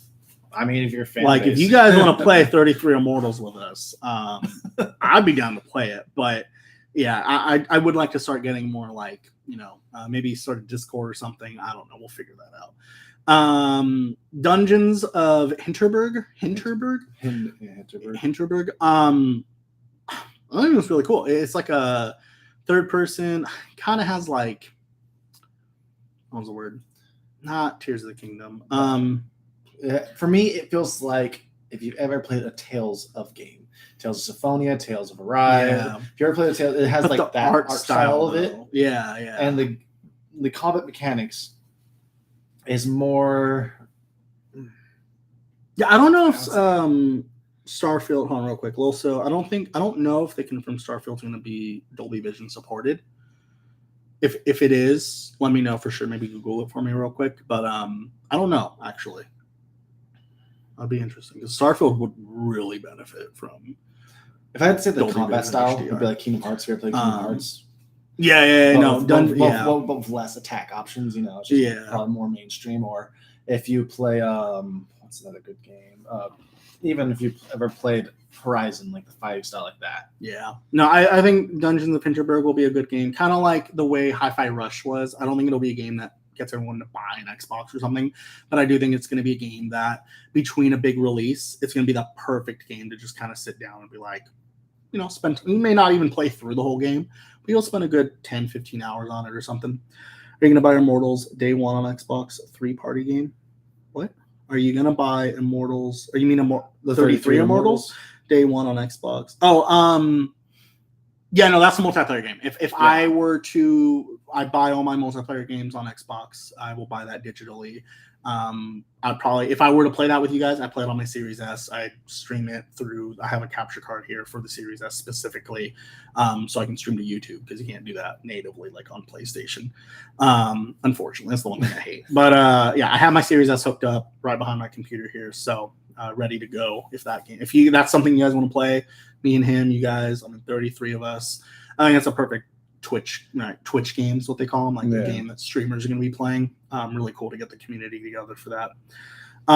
So Dungeons of Hinterberg, and then we have this is the last game that was announced. It's not exclusive to Xbox, but it is day one on Game Pass, and this is what I was talking about. Doesn't matter if it's exclusive.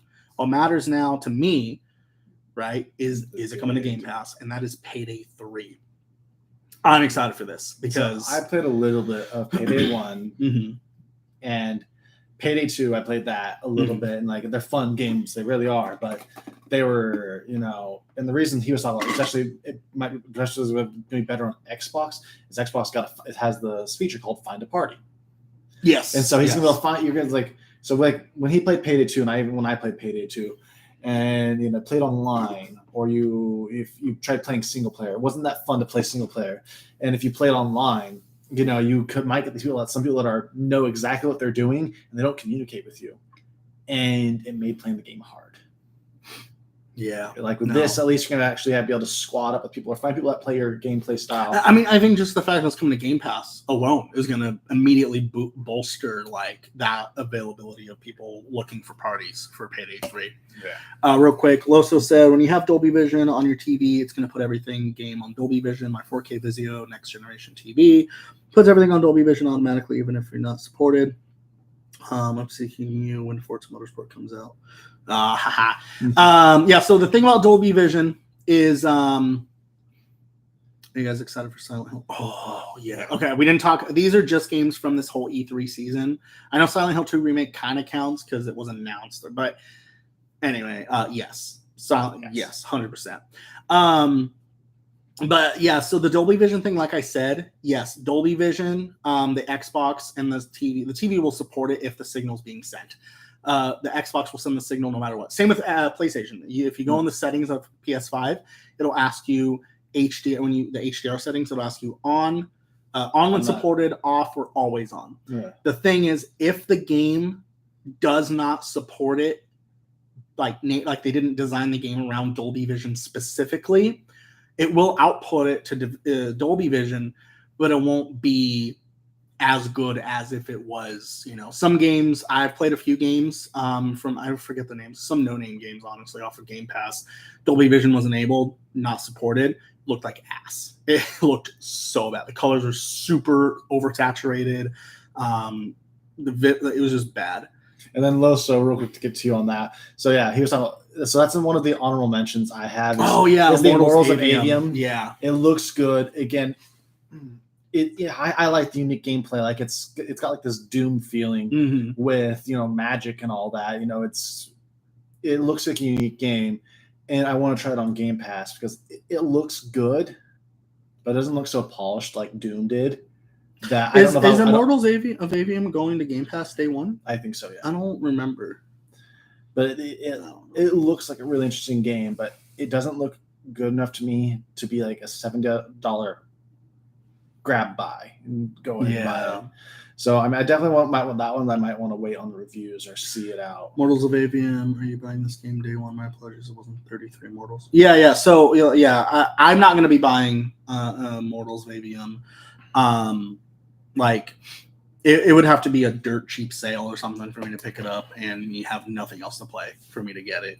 Not saying it looks bad. It's just the overall what I saw, not for me. I think he's definitely more interested. That's why it's in the honorable mentions list, because he obviously is interested in it. But I'm kind of same with like Persona. Like we're swapped on Persona. Like he sees Persona for what it is and is like, yeah, it looks good. Can see why it's popular or whatever. But it's just not something that he can really say that he's going to dive into. But I absolutely will. Another game, we talked about Persona, we talked about Fair Games earlier, but Still Walk the Deep. Yeah. That's that game where you're on an oil rig in the middle of the ocean, and it's made by the people who made Amnesia. What is your opinion about the game Killer Clowns from Outer Space coming out? Oh, so I haven't seen anything of it. I heard about that, but I haven't seen anything on it. Yeah. Is it a single player thing? Is that? I'll have to do more research on that. Because we looked up all the lists for like PlayStation Showcase, Xbox Direct, Summer Game Fest, Capcom Showcase, and Ubisoft Showcase. We did the biggest showcases that were out there, and so we haven't there's some games that may have slipped through the net or like were maybe mentioned afterwards and so we didn't see every game, and so we definitely went for the big ones that interested us the most. Yeah, same thing with like earlier Friday the 13th. I didn't know that was a thing until I saw something on Twitter like yesterday or something. So yeah, I'll check it out. Killer Clowns from Outer Space sounds fun. Sounds like it'd be. It sounds like something from GTA, honestly. But anyway, yeah, Still Walk the Deep is a single player horror survival. It makes me think like Outlast and maybe like Alien Isolation, that kind of feel. It doesn't kind of honestly, it's a first person. I don't think there's much combat to it, but it has the same vibe of like Dead Space, like very claustrophobic, very very forward back in that sense. It looks good. It looks like a good horror game, and I think that I don't know when that's coming out. I think sometime next year, if I remember correctly. But I think it'd be a good like Halloween game. There's some games that just come out and you're like, play this perfectly around Halloween time. That's all the games though. That was it. I'm pretty sure we didn't miss any. No, yeah. So those are the games that we're either both or individually looking forward to. I know that it's a lot. It is a lot. And on one hand, I'm like upset about it because my wallet. Yeah. But on the other hand, almost half our list is Game Pass games. So that's cool.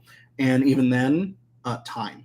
Even if I had the money for all these, I'm sitting here like I'll probably play most of these games for like 5 to 10 hours and then have to move on to the next. And yeah, I could have more time if I were to stop being social and just become a shut-in.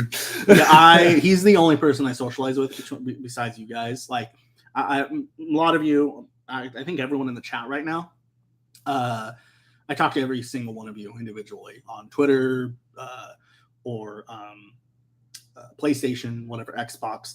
And, that's about how social I am because I've got kids, I got my wife, just kind of go to work, come home and, do this. And then I go to work. he goes to work and he's, hanging out with friends. Huh? Oh, he does have his cat. He's gonna be the cat lady. Oh, there's police outside. All right, so that's after my cats are gone. They're done. Yeah. He's also about to start truck driving. This is completely off topic. But I'm a truck driver, and he's about to have more free time. I work only 3 days a week. Absolute blessing. I really love that. Yeah, I only work 4 days a week. Yeah, he's working 4 days a week. But he wants to get into this realm as well for the most part. He's already started with streaming. I will, like I said before earlier, is Still Wakes the Deep, you guys. Oh yeah, no, I'm absolutely. It was in the honorable mention. It's one of those games where I'll have to wait for reviews, for sure.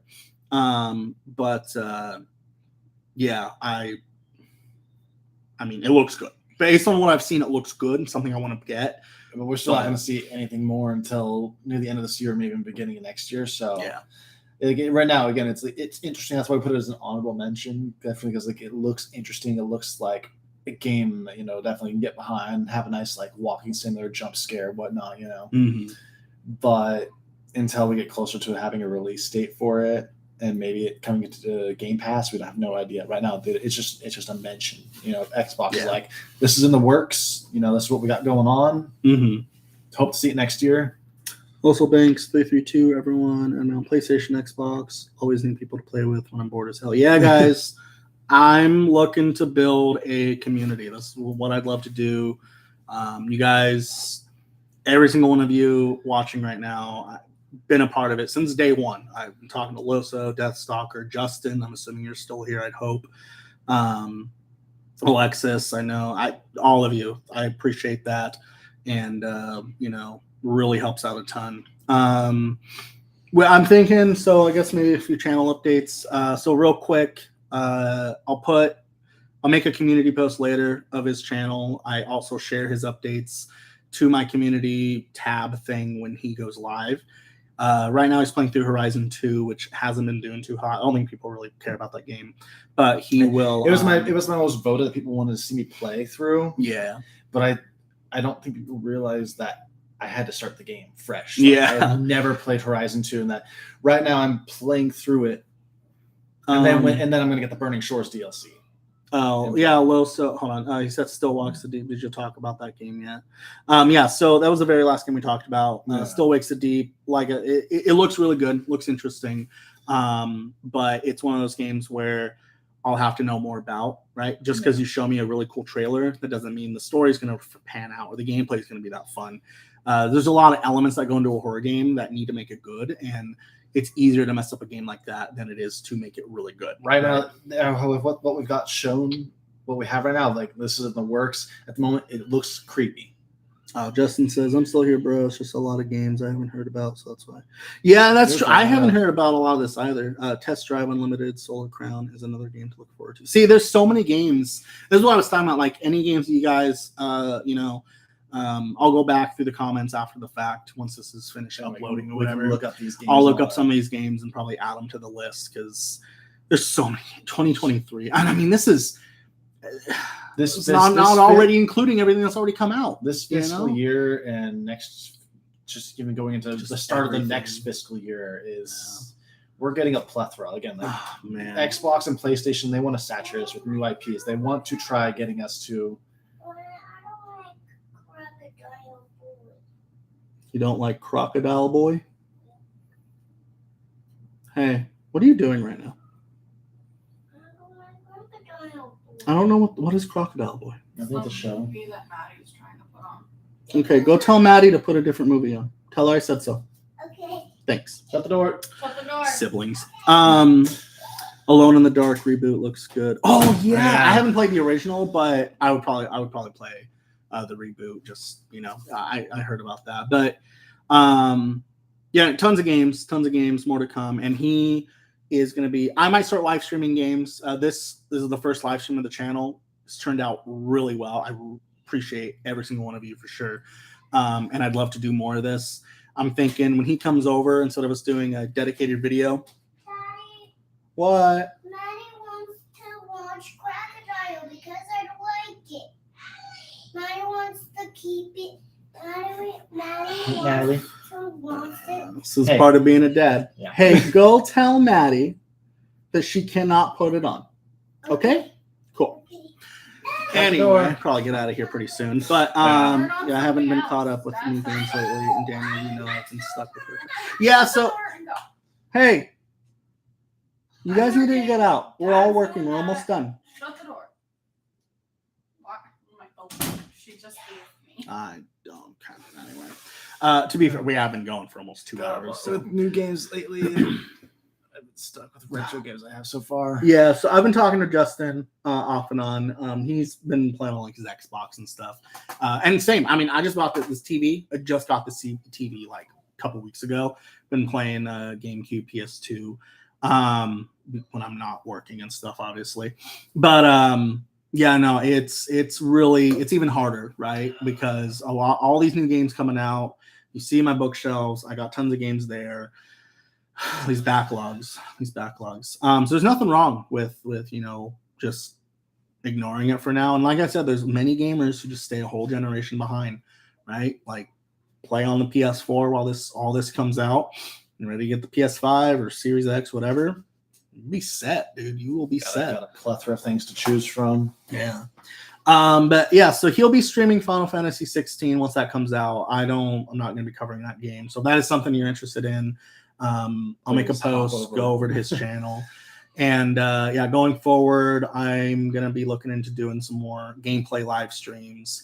Looking to do more live streams with him because I feel like this setup works better for all of us instead of having to do an edit video where we can just rant. I mean, we're going 2 hours and you guys have been here. We're some here. of the bloopers we made when we would make videos.